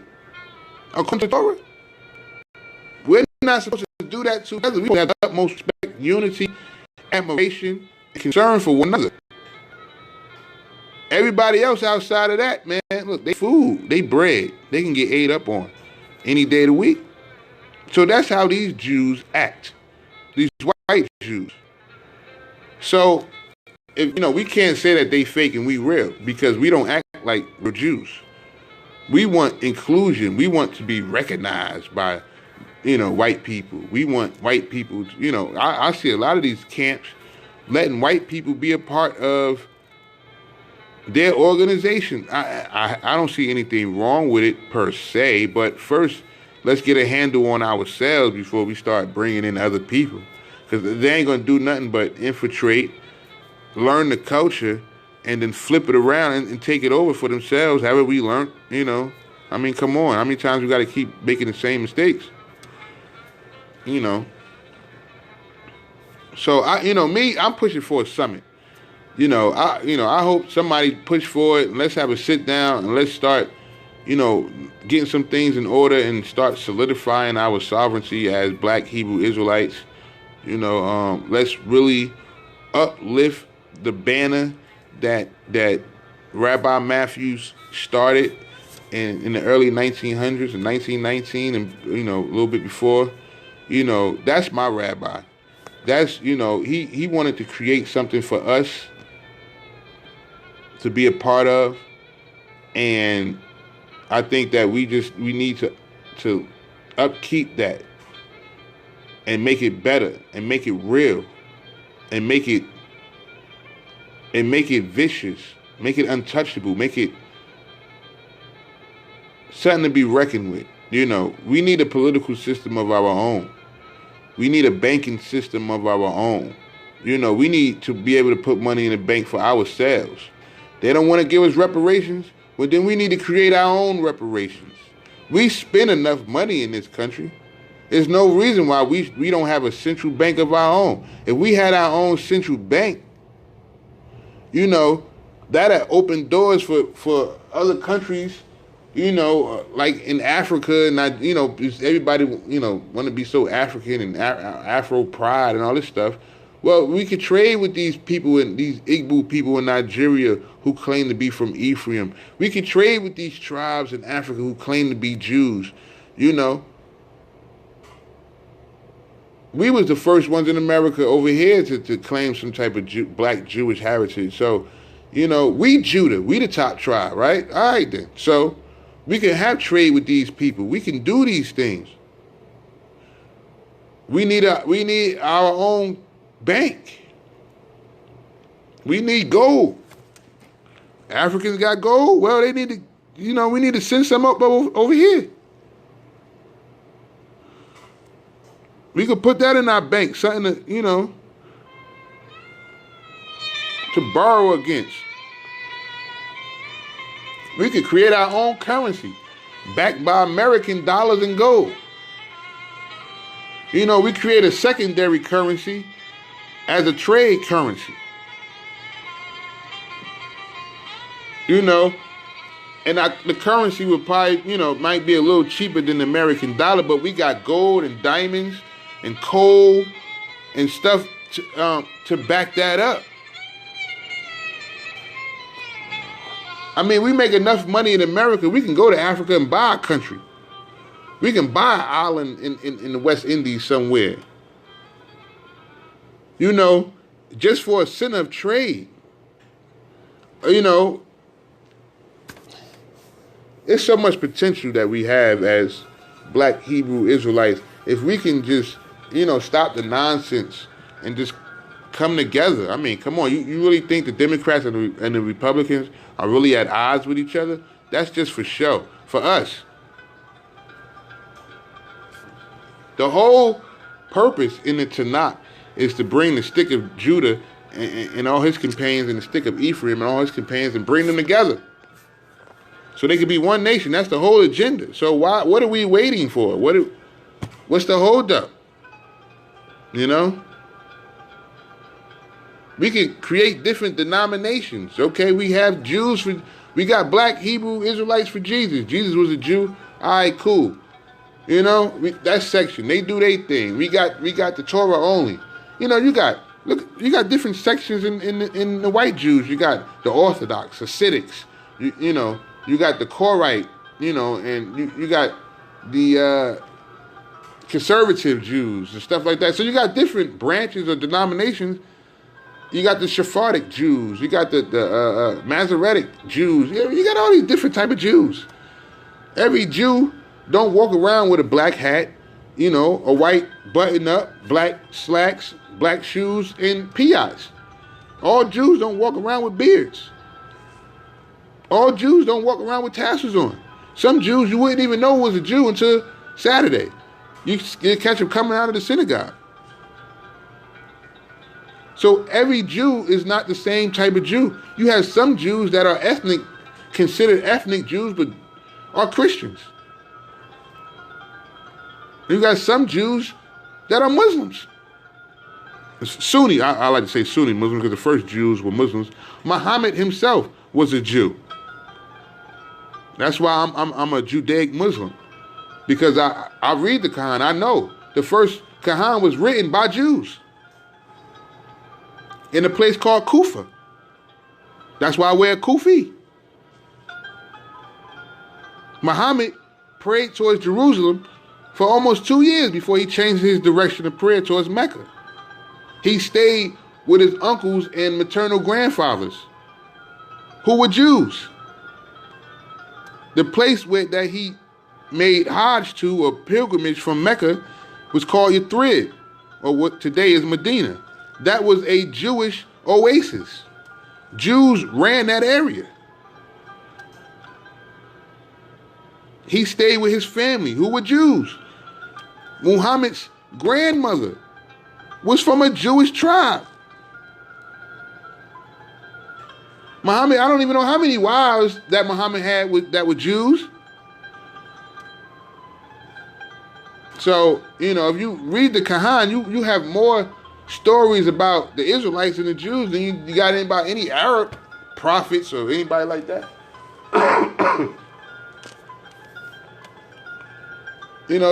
But this is the history that we are not up on or whatever. And, we gotta, we calling ourselves Black Hebrews. We gotta start something. We got to do something. We don't have nothing. We can all they got to do is shut down Facebook and YouTube, and we are erased. As a religious organization, nationality, ethnicity, whatever you want to call yourself, us, all they got to do is shut down YouTube and shut down Facebook, and how you going to get your little messages out there? We need to start writing books. We need to start creating a banking system, central banking system. That's how the Jews got, matter of fact, that's how the Ashkenazis got started. That's how they got power in Europe. This is what was the whole reason for the Holocaust. One of the reasons that we are told was for the Holocaust was because they was bleeding Europe dry. Just like they do in America with the Federal Reserve. Who do you think own the Federal Reserve? Why do you think we're trillions of dollars, America government is trillions of dollars in debt? Who are they in debt to if we're printing the money? The Zionists, they own the Federal Reserve. So, according to the Torah, people that are not Jews, being that this is a Christian country, so they are what they consider Jesus freaks, right? They believe in the Father, the Son, and the Holy Ghost and all that stupid stuff. So, according to the Torah, because, the Ashkenazis like to pick certain things out of the Torah that benefits them in their economic survival, all right? But we don't do that. We looking at the spiritual part. We're not looking at the economics. Spiritually, that's inside. Your faith is between you and your God. Your righteousness is your conduct or your character, how you interact and treat other people. That's how you know if you're righteous, a righteous person or not. It's your conduct. Your religion, that's between you and your God. That's what you do in your house, your faith. That can't nobody measure your faith but you. I don't care how long your tzits are. I don't care, if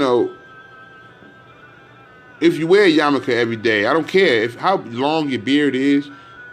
Your faith is only measured by your surrenderance to God himself. That can't nobody measure your faith by just looking at you or seeing your everyday walk. I don't know how faithful you are to God. I can't tell because you have a certain outfit on. I mean, that's delusional. That's manipulation. That's a uniform.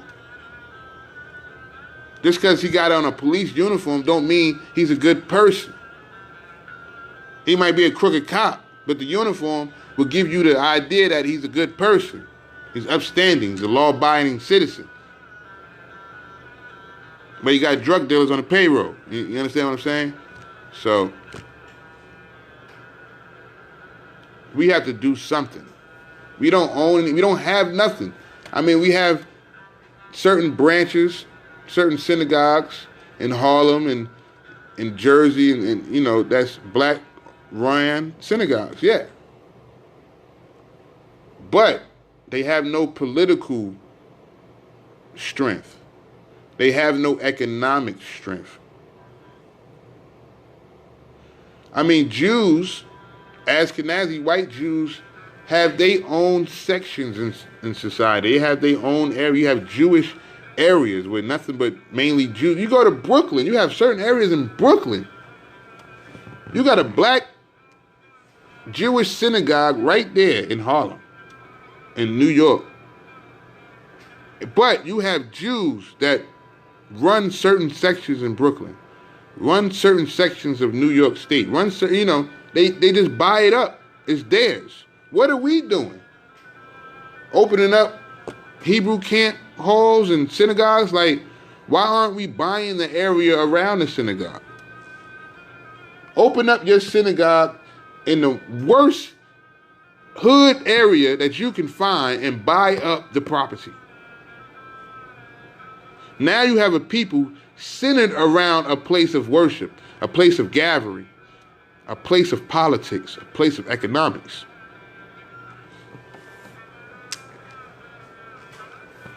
But we need leaders. We need leaders that think economically, not spiritually, not biblically, economically. We are on the bottom, according to Deravim or Deuteronomy. We are the tail, and they are the head. We are in the one of all things. So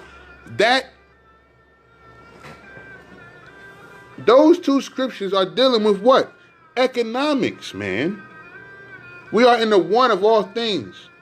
We shall be the tail, they shall be the head. They shall lend to us, but we shall not lend to them. That's talking about economics, man. It's saying that we will be economically deprived as a people. So we have to get on this economics. Okay, we get the point. We Hebrew Israelites, we Jews, we the chosen people. Yeah. I get that. Okay, follow the Torah. All right, 10 Commandments. Okay, I get that. No crosses, no symbols, no idols. All right, I understand that. Keep the 7th day off. Got it. In the bag. Okay, now what about economics? You get quiet. You don't hear nobody talking.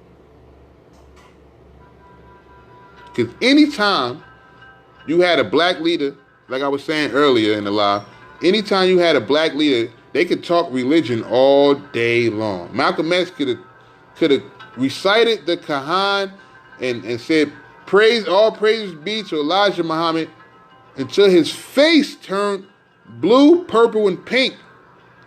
A white man would have not cared.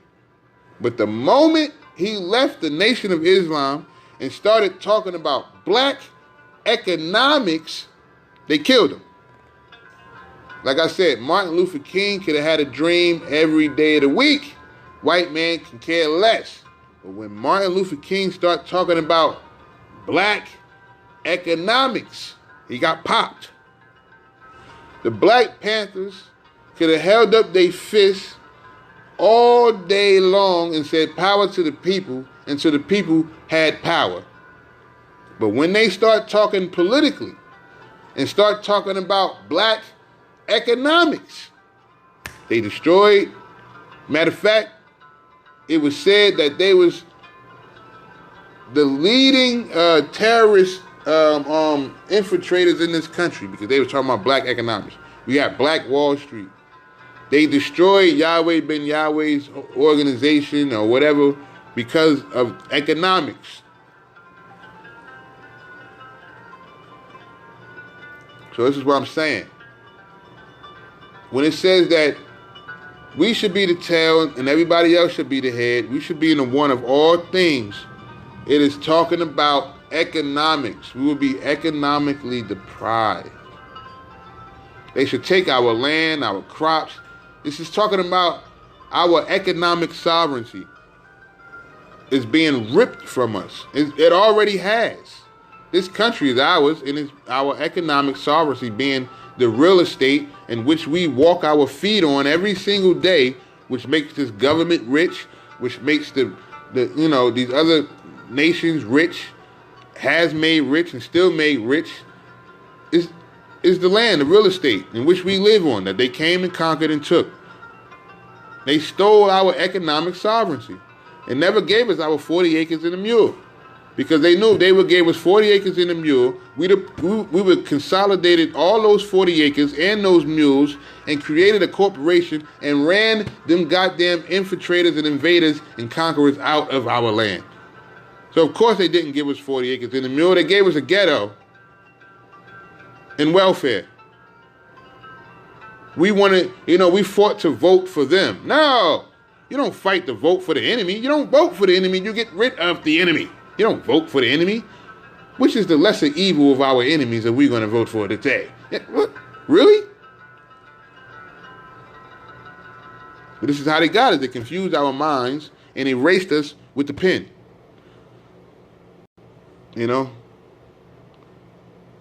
We can't ethnically be considered Jews because they won't accept us. But once we can be accepted as Jews, or you'll be very proud if it's documented with a pen on paper that these white Jews say, you are a Jew, we recognize you as a Jew. And you holding up your little piece of paper, look, I'm recognized as a Jew because you got this piece of paper. See, the pen is mightier than the sword, my children. The pen is mightier than the sword. But the sword can't kill, the pen will erase or change. So if they are using inscriptions, writing, and basically if they're using John Hancock to destroy us, then we need to use John Hancock to defend ourselves. We need to start putting things in writing. We need to rewrite our history.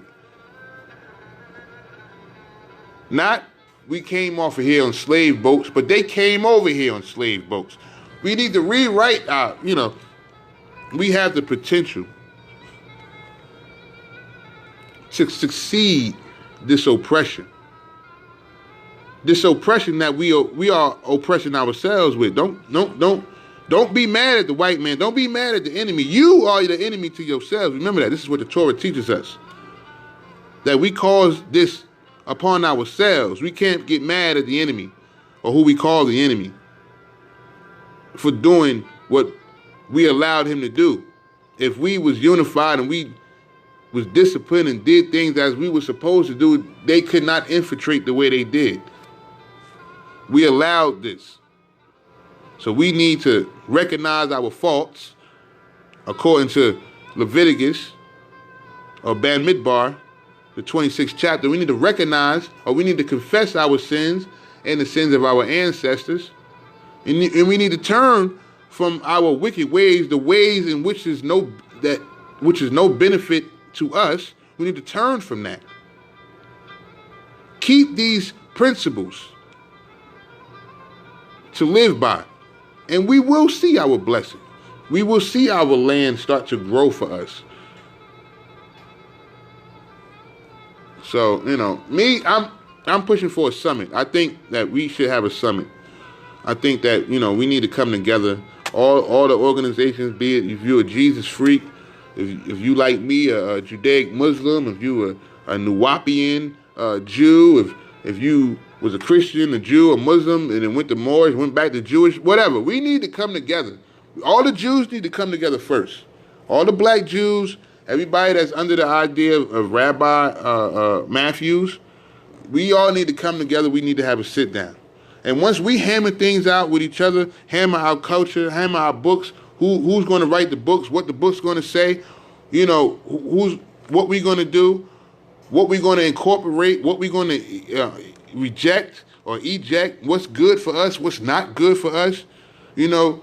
Once we establish that, then we start to maybe we reach out and start having summits with our Kemet brothers and sisters, with our Moorish brothers and sisters, and other organizations, and so we can work together, because the Hasidic Jews, the Orthodox Jews, the conservative Jews, they all work together. The guys with the black hats and the long piats, to the guys with the no beards and the yarmulke, to the Jew with tattoos, they all work together for the benefit of their sovereignty. And we need to do the same thing. So I'm pushing for a summit in the near future. I'm down with whoever want to set it up. Let's get it started. If Farrakhan can call, can get up on stage and say, I'm going to be in Washington, D.C., and I want 1 million people to meet me there. Excuse me. And everybody and their mama, Muslim, Christian, Indian, whatever, everybody and their mama can meet him there, for him to talk, say the same thing he's been saying for the last 40 years and go home. If 1 million people can go and meet him come on, we can do it. Come on, let's show our strength, man. Let's show what we got, what we about. Let's make it happen. Let's get political. Let's get economic. We're spiritual. We got the Bible. We got that. We got the spiritual and the faith part. We got that. Now let's get economic.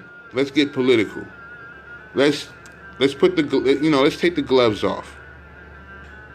So I'm pushing for a summit. I'm pushing for a lot of things. The videos and stuff like that, the Facebook and the YouTube, that's getting old.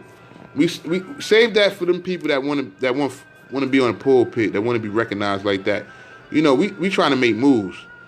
We trying to get things established for the benefit of our children's children's children. You understand what I'm saying? We ain't doing this for us. We doing this for 3 and 4 and 5 generations ahead of us. This is what we doing this for. So we gotta have a summit. We gotta have a sit down. We gotta hammer some things out. We gotta see what's benefiting us and what's not benefiting us. What's gonna help us grow. We as Black Hebrew Israelites, we have to get political. We have to become more economic. We have to create businesses for ourselves, and we have to patronize it. We have to do like the Jews do. Don't look at them in disgust. Learn from these people. They have overtaken you and maintained that for the last 400 years. These people have come here, conquered your land, took your real estate, and have maintained that for 200 and something years, ever since 1776, when they fought back their slave masters. So we need to use the same tools that they use against us, we need to use against them. If somebody pick up a gun, you're not going to pick up a knife. You better pick up a goddamn bazooka and blow their whole existence away. Forget a bullet, blow the whole area up for one person. That's how we got to go at them. It's time to become political. It's time to start a government. That's how the Torah is set up. The Levites was the government. That was the governmental body. The king was like the president. He was basically like the face. The Levites was the governmental body. Then you had your captains. You need an army. You need soldiers. You had your captains. You had your soldiers. You had your sergeants, your lieutenants. You had your warriors out here. You had your military. You had your intellectuals. You had your masons. The autographers and the people that knew how to knit and make clothes. You had all that. that's what created a nation. That's created a nation that can economically sustain themselves off of themselves and trading with other people at high interest. So if you want to be a nation, you got to start a nation. So, I'm pushing for a summit. Anybody that's with me, let's try. I don't really know a lot of these Hebrew camps. I stayed away from them for a lot of years. I don't really know. I mean, I want to reach out to them. The leaders. Let's have a summit. Let's get something. Let's put something together. If Farrakhan can do it twice, we can do it once, at least. I mean, come on. Let's show our strength. We black Hebrew Israelites, right? We all over this country, right? We all over YouTube. Well, let's show our strength. Let's come together and let's set up some type of structure.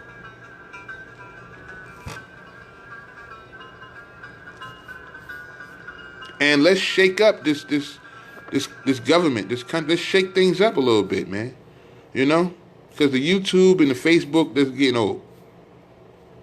We need to put our stake in something. We need to set up something concrete.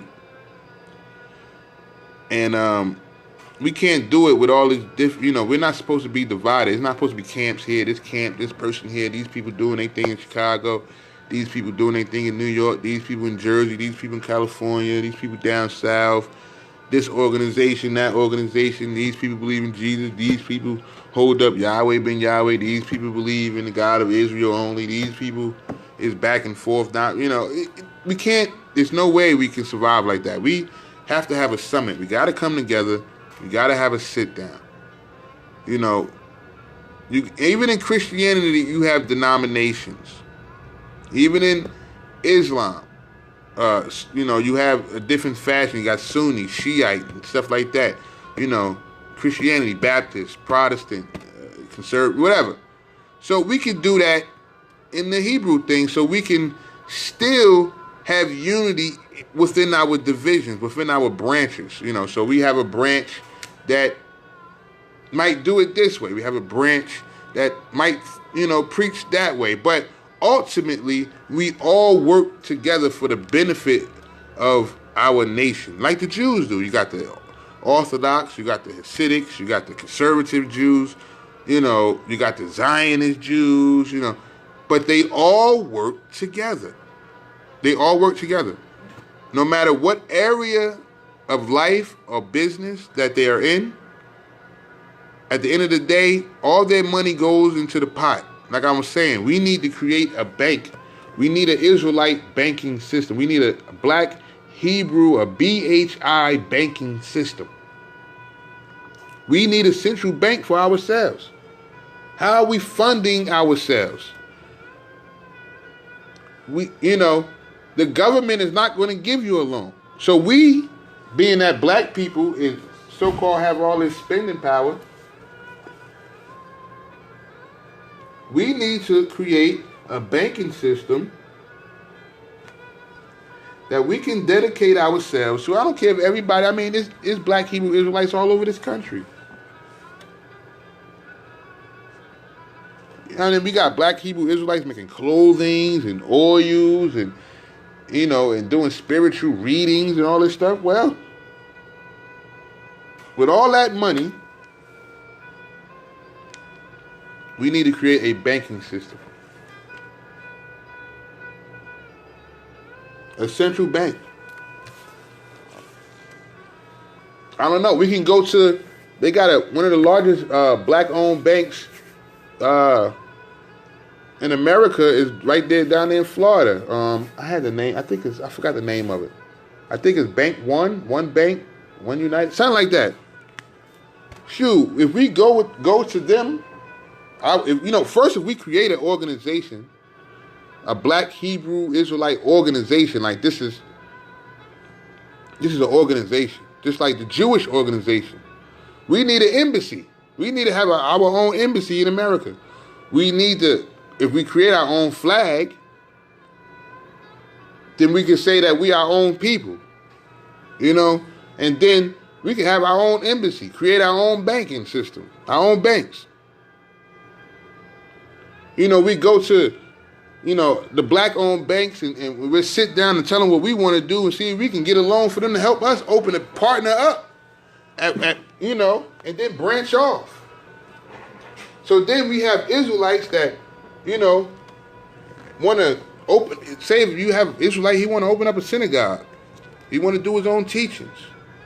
Like I was saying, open up your synagogue in the worst ghetto you can find. Why you want to do that? Why would you want to open up your synagogue in the worst depressed area you can find? So you can buy up the area. The property value is low.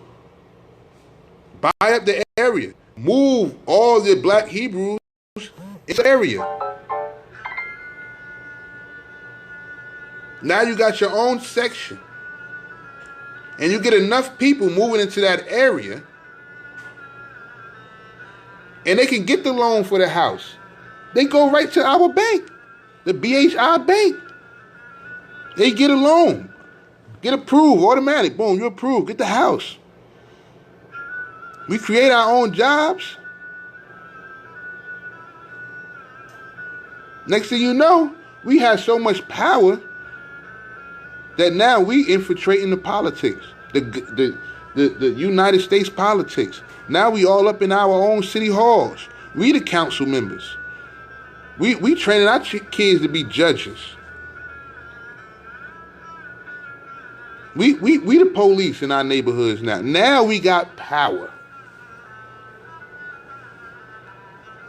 You got Nigerians and people from Ghana and people from Sierra Leone coming over here. We need to establish trade with them.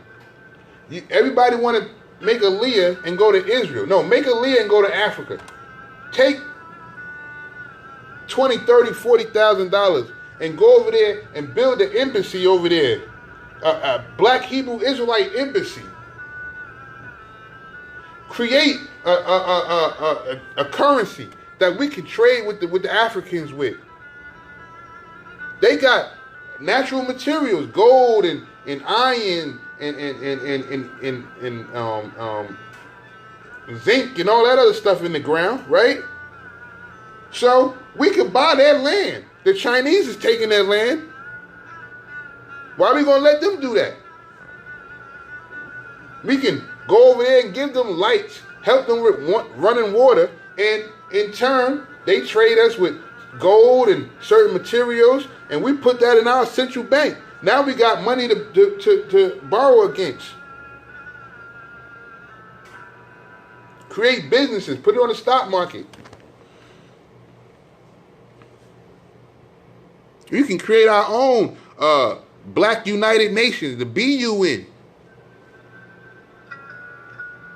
When we making alliances with black nations and doing trade with them, we got so much money in our central bank, we done went and bought an island off the coast of Cuba or something. We went to Haiti and kicked the Clintons out of Haiti and said, no, we going to help Haiti. We going to build up Haiti. We going to build up Jamaica. We can do this. There's no boundaries to our power. No boundaries. The only boundaries that we have concerning our power is the boundary that we put on ourselves. How they used to say, sky is the limit.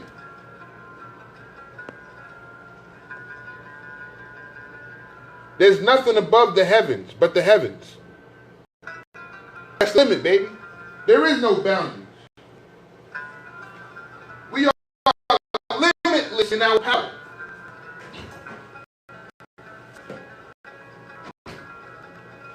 And there's even more strength in numbers. So we are unified collectively with the same agenda. Just like when they went around the walls of Jericho, that was the meaning of that whole story. They was unified in a single vibration. And that vibration, being that they was all on the same accord, brought down the walls of Jericho. That's showing you that not a wall cannot stop your ambitions as an individual, as a collective unit, congregation, or nation. No wall is impenetrable against our power as BHI members, as Black Hebrew Israelites.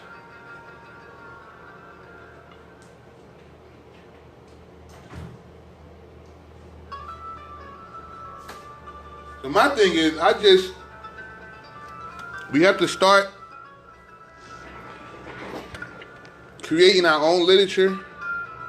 We have to start creating our own language. We have to create our own traditions. We have to, just like the Ashkenazis did, we have to commutate the biblical narrative for ourselves, for our own understanding. So that's why I have this book here with the menorah on top as a symbol of us writing our own story. Not trying to capitalize off the story that was told to us, but taking that power for ourselves and writing our own story. Writing our own biblical narrative and literature.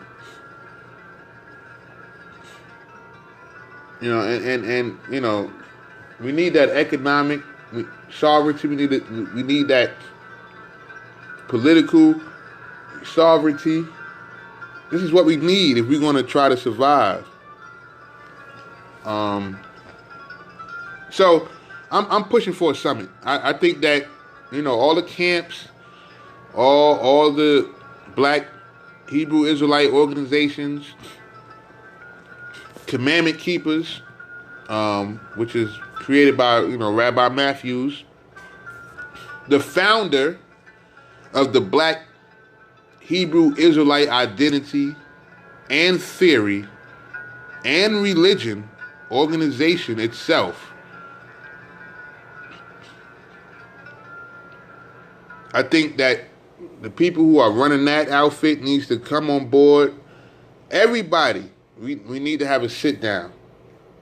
We need to get around the table and we need to really hammer this out, what we're going to do, step by step, movement by movement. This is not checkers, people. This is chess, And we got to be strategic, and we have to be ruthless, vengeful, and everything is cohesion. We can't make it look like what it is. We got to manipulate and infiltrate. This is how they did it. This is how they doing it. And this is how we have to do it if we're going to survive. This is why Jacob's name means deceit, to be deceitful. And it was changed to Mighty Prince, or Israel. He or they will struggle with God and man, but will prevail. Prevail through what? Deceit. We must deceive man in order to survive. We can't deceive God because we are gods. So deceiving God is deceiving ourselves, and this is why we in the position that we are in now. So you can't deceive God because you ain't doing nothing but deceiving yourselves. But to deceive man, because man is not God. So man can't be deceived. he can be manipulated into his own delusions. So we are acting like mortals, but we are gods. We have the ability to create and recreate, destroy and create again. We are in this position because we have allowed ourselves to be in this position. The enemy was not stronger than us to force us in this position.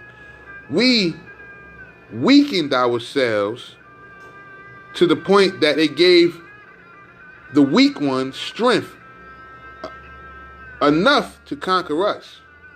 Remember, he said, "A people shall come to you who's no people." These people, they are no people. They are slaves. They are servants to us. They have no creativity. They are workers. Workers of our bidding. But we have not recognized our power, so we have become the workers. And they have become the master. They are the head and we are the tail. And we must come to them for our economic sovereignty. And they will not give it to us. So I'm pushing for a summit.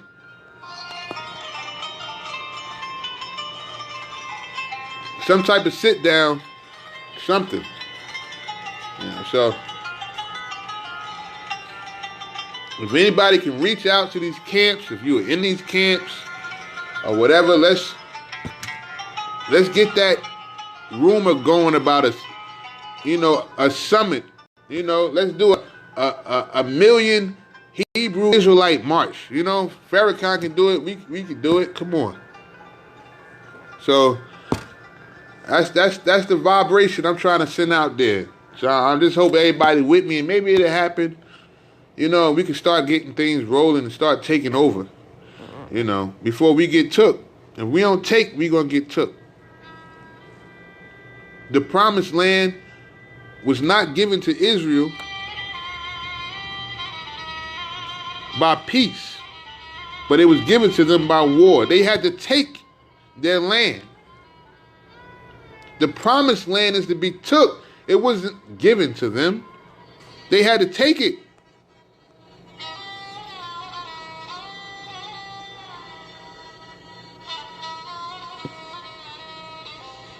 They had to take the land of Canaan from the Canaanites. So if we want our promise, if we want that piece of real estate that we can be sovereign and have peace on, then we must take it. It's not going to be given to us. We must take it. So I think we just need to have a summit entitled, "It's time to take what's right." It's time to fight for what's right, man. It's time to take it. So peace to all my peoples. I hope this put some good ideas in everybody's heads. I know that I'm starting on it. I'm doing it on an individual level. And if I can, if I run across someone that's on the same wave, on the same vibe, with the same ideas, then I have no problem with collaborating with that individual or with that organization for the benefit of the people who's in the character of God, the people who holds the character of the Torah. For the people that truly want peace, wholeness, and secureness, completeness, I'm doing it for them. I'm not doing it to be, all over YouTube or, get 100 likes because people felt like I won a debate. Nah, I'm not doing it for that. That's not getting us anywhere. It hasn't got us anywhere, and it's not going to get us anywhere. It might get the individual somewhere, but, if we're in it for, I can't have no peace if you don't have no peace. Because I live among you. There's no way for me to have peace if my neighbor doesn't have peace. I will want my neighbor to have peace because eventually my neighbor is going to come knocking on my door with some nonsense because they not at peace. So it's not going to be fair to them that I got all this peace and they don't. So they're going to want a piece of what I got. And now we got a problem. So in order for me to have complete peace, you must have complete peace. In order for me to have quietness, you have to have quietness. So, this walk, this ambition of mine is selfish, but it's selfish in a united way. I want for you the best I want for me. The same as I want for me, I want for you, because I can't have nothing if you don't have nothing, because it gets to the point you might steal from me. That's why it's such a sin to have the poor live among the wealthy and expect them not to commit crimes and murders. You're fanning wealth in these people's face. Yeah, they're going to be in want of all things. They're going to want all of your things because you are the head and they are the tail. They are economically castrated. So yes, they're going to commit crimes. Why do you think white people live in the suburbs? Well away from the ghetto. You can't live in peace next to a people who has no peace. You can't be wealthy living next to the poor. You will be a victim of their situation. So in order for us to truly have peace on the individual level, we must seek the peace of those around us. And that's what constitutes a nation. Because it's a collective group of people concerned about the well-being of those people. So we're not about that. We are not truly Jews. We are not Israelites. We are just trying to claim a name that character-wise we don't fit. So shalom, my people. I hope, this put some good ideas in everybody's head on the individual level or collective. But really, if you can, I'm going to pump it. I'm going to push it out there. We need to have a summit. We need to have a million Hebrew march. If Farrakhan can do it, if he can call out all his minions of followers, then we can do it. We need to have a sit down. We need to create a political, governmental body, some type of organization, some NAACP type of NJ-PAC type of, something. Super PAC, something. We need to create some type of structure. We just can't have all these loose, camps and little Israelite cliques here and scattered there. That's what went wrong with the gangs, with the Bloods and the Crips and the gangster disciples and the black disciples and the vice lords. Well, they had some type of leadership when they first started, when they first was concepted. They had some type of hierarchy, some type of leadership, some type of body that controlled, made the laws and dictated the rules to the masses of those that was in the organization. But once, the enemy knew all I got to do is cut the head and the body will run around like a chicken. This is why they took out the OGs, of the Bloods and the Crips and, the leaders of the GDs and the BDs. This is why they took out, Malcolm X, Martin Luther King, Medgar Evers, and Huey P. Newton, and it left Bobby Seale alive, but killed Fred Hampton and shot a Shakur out the country and popped, other leaders and people that was truly trying to set up some type of economic sovereignty for these people. So this is why it's told to us in the Torah that we're not supposed to have a head, a shepherd, because if everybody looked towards this shepherd, once that shepherd is gone, then everybody's lost. We are all supposed to be shepherds of our own ways. The law is what we all follow. We all follow this law. We all follow this Torah, this direction, this teaching, this instruction. That's our shepherd. And that is the word of the Lord.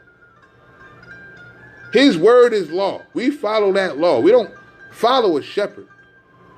We all know not to do this, not to do that, not to do this, how to do this, don't do that on this day. We know that. We don't need a shepherd to tell us nothing. We got the idea. If you're going to try to shepherd, you're probably going to shepherd me out the way in which I need to be walking. So we need, a body government where we already have the laws established, and this body government helps with the day-to-day decisions, just like Moses set up with the captains of hundreds and captains of 50s and captains of 10s. You had the Levites was the body government. They held the Torah. They did the work of the temple. The temple was basically like Washington, D.C. That the temple was the city hall. The temple was the center of the politics. Your government is based off of the Torah. I hope you know this. It's a blueprint of the body politics and economic sovereignty that individual and nation needs to sustain itself. We is the only ones that are claiming to be these people, but have yet cultivated the idea of what we're supposed to be doing.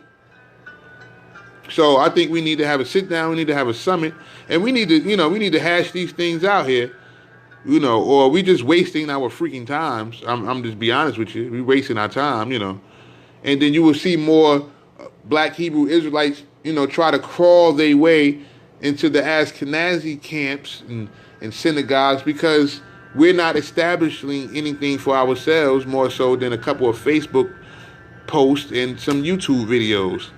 I mean, what else are we doing? So, we're not trying to do anything. Why even be a part of y'all?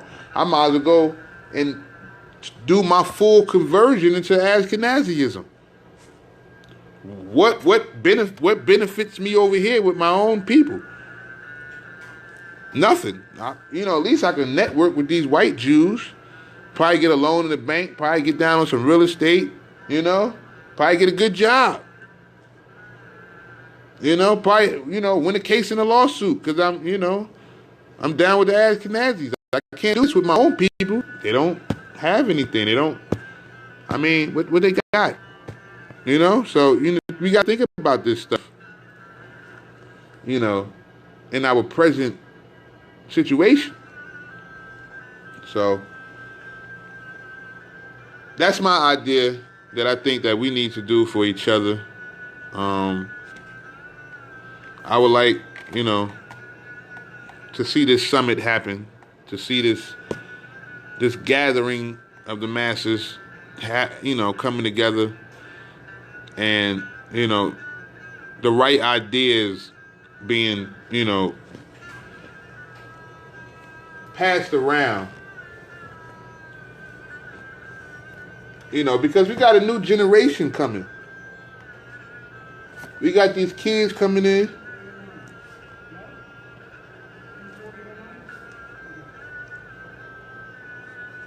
We got these, you got a new generation coming up. We got these kids coming up, getting out of high school or just getting into high school or grade school. We got to have something for them.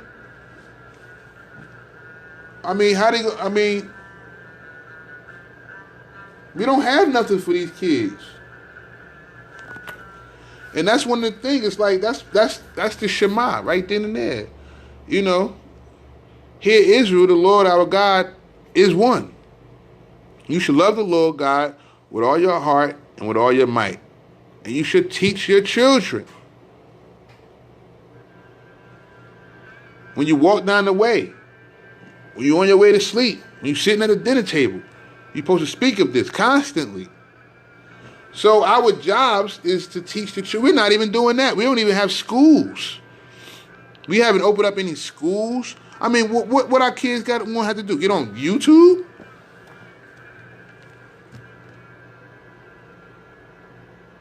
Send you a friend request so they can learn? I mean, we're supposed to have schools established all over, you know.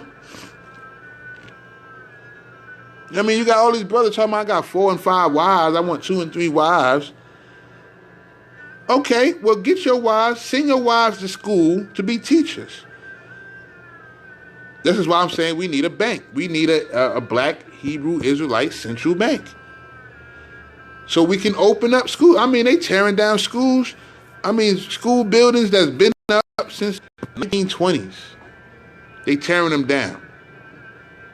We could buy these old schools, make them into black Hebrew Israelite schools. We can keep the regular state criteria, math, arithmetic, reading, writing, whatever, and we teach our Israelite thing.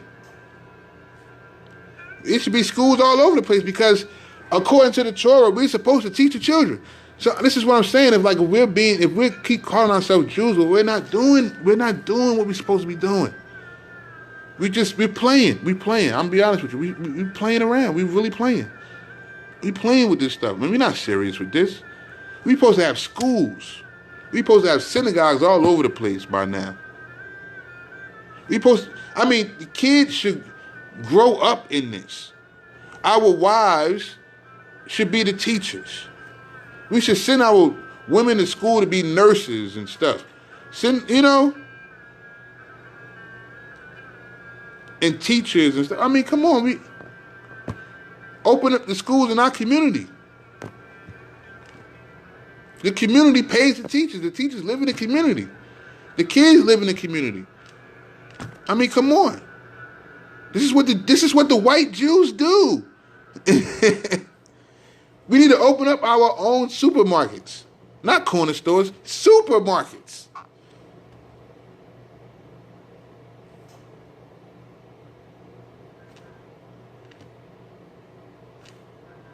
So we can stop, sure, we might have to get our food from these big agencies, but our money will circulate within our communities because you have the Mexicans, they come and open up a supermarket, a Super Fresh or something in your neighborhood, and you'll go and shop there, and all the money going back to Mexico or to the Mexicans.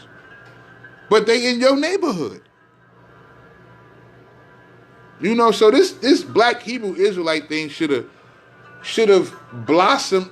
Should have exploded on the scene like the Nation of Islam did, the Fruit of Islam did with Farrakhan and Malcolm X and all them, like the Black Panthers did. It should have went out of control. But the problem was, you had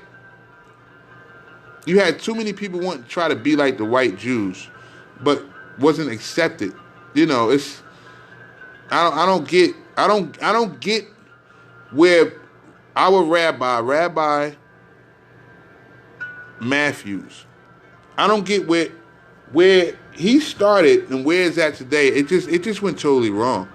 But we can fix this. But the first thing we need to do is have a real heart-to-heart, intellectual, realistic sit down. We all got to sit down. We can't be splattered here and there with all these different ideas and all these different teachings and things of that nature, unless we have a sit down and then we have certain categories like denominations or branches that fall under that category. So you have a Baptist, right? Then you have Protestant.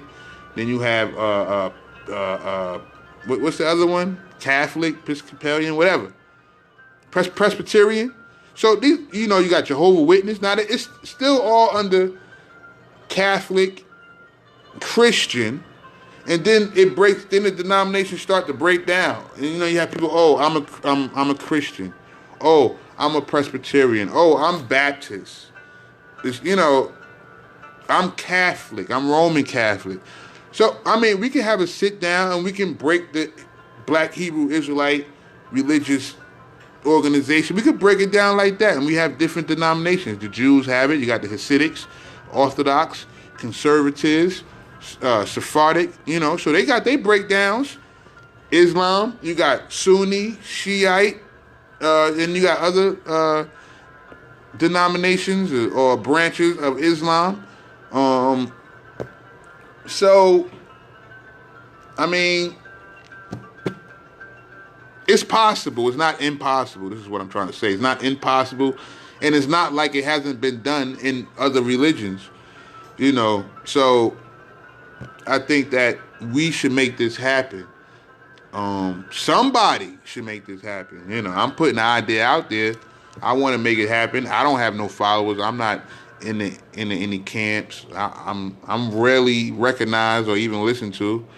Peace to and shout out to everybody that's been hearing me out thus far. Because I'm rarely listened to or even heard. But I just like to put this idea out there for somebody that does have a lot of following, somebody that does have a lot of people that looks up to them and listen to everything they say, or, every word that come out their mouth. These people think is right on the money. Well, I think you should promote this summit that we need to have. We need to have a sit down. We need to organize this religious, I don't know what to call it right now, this religious trend that we on, I guess. This identity that we're trying to formulate for ourselves. We need to have a sit down. We need to organize this so we can really be an organization. Because that's what, congregate is to come together, right? So, I mean, you don't want to come together in chaos, right? So it has to be organized. You have to have an organized congregation. So we still have to congregate. We have to be an organization. It's all about economics, people. It really is, It's all about economics. So this is what we have to get to. We have to become, economically sovereign, economically savvy. We got to be a people of economics and politics and things of this nature, in order to survive. So I'm just putting that out there, and that's what we need to do. So this book I got right here in front of us is it's a blank book. Page 1. Let's have a sit down. Let's talk. Let's organize. Let's structure. Let's get that written down, formulated, hammered out. Then we can do page 2. The takeover. Infiltration. That's how you do it. So we got to have a sit down first. I think us as Black Hebrew Israelites need that sit down. So peace to everybody. Peace to everybody that's been listening. Shalom, shalom, shalom. And please, let's promote this summit, this sit down, this organization of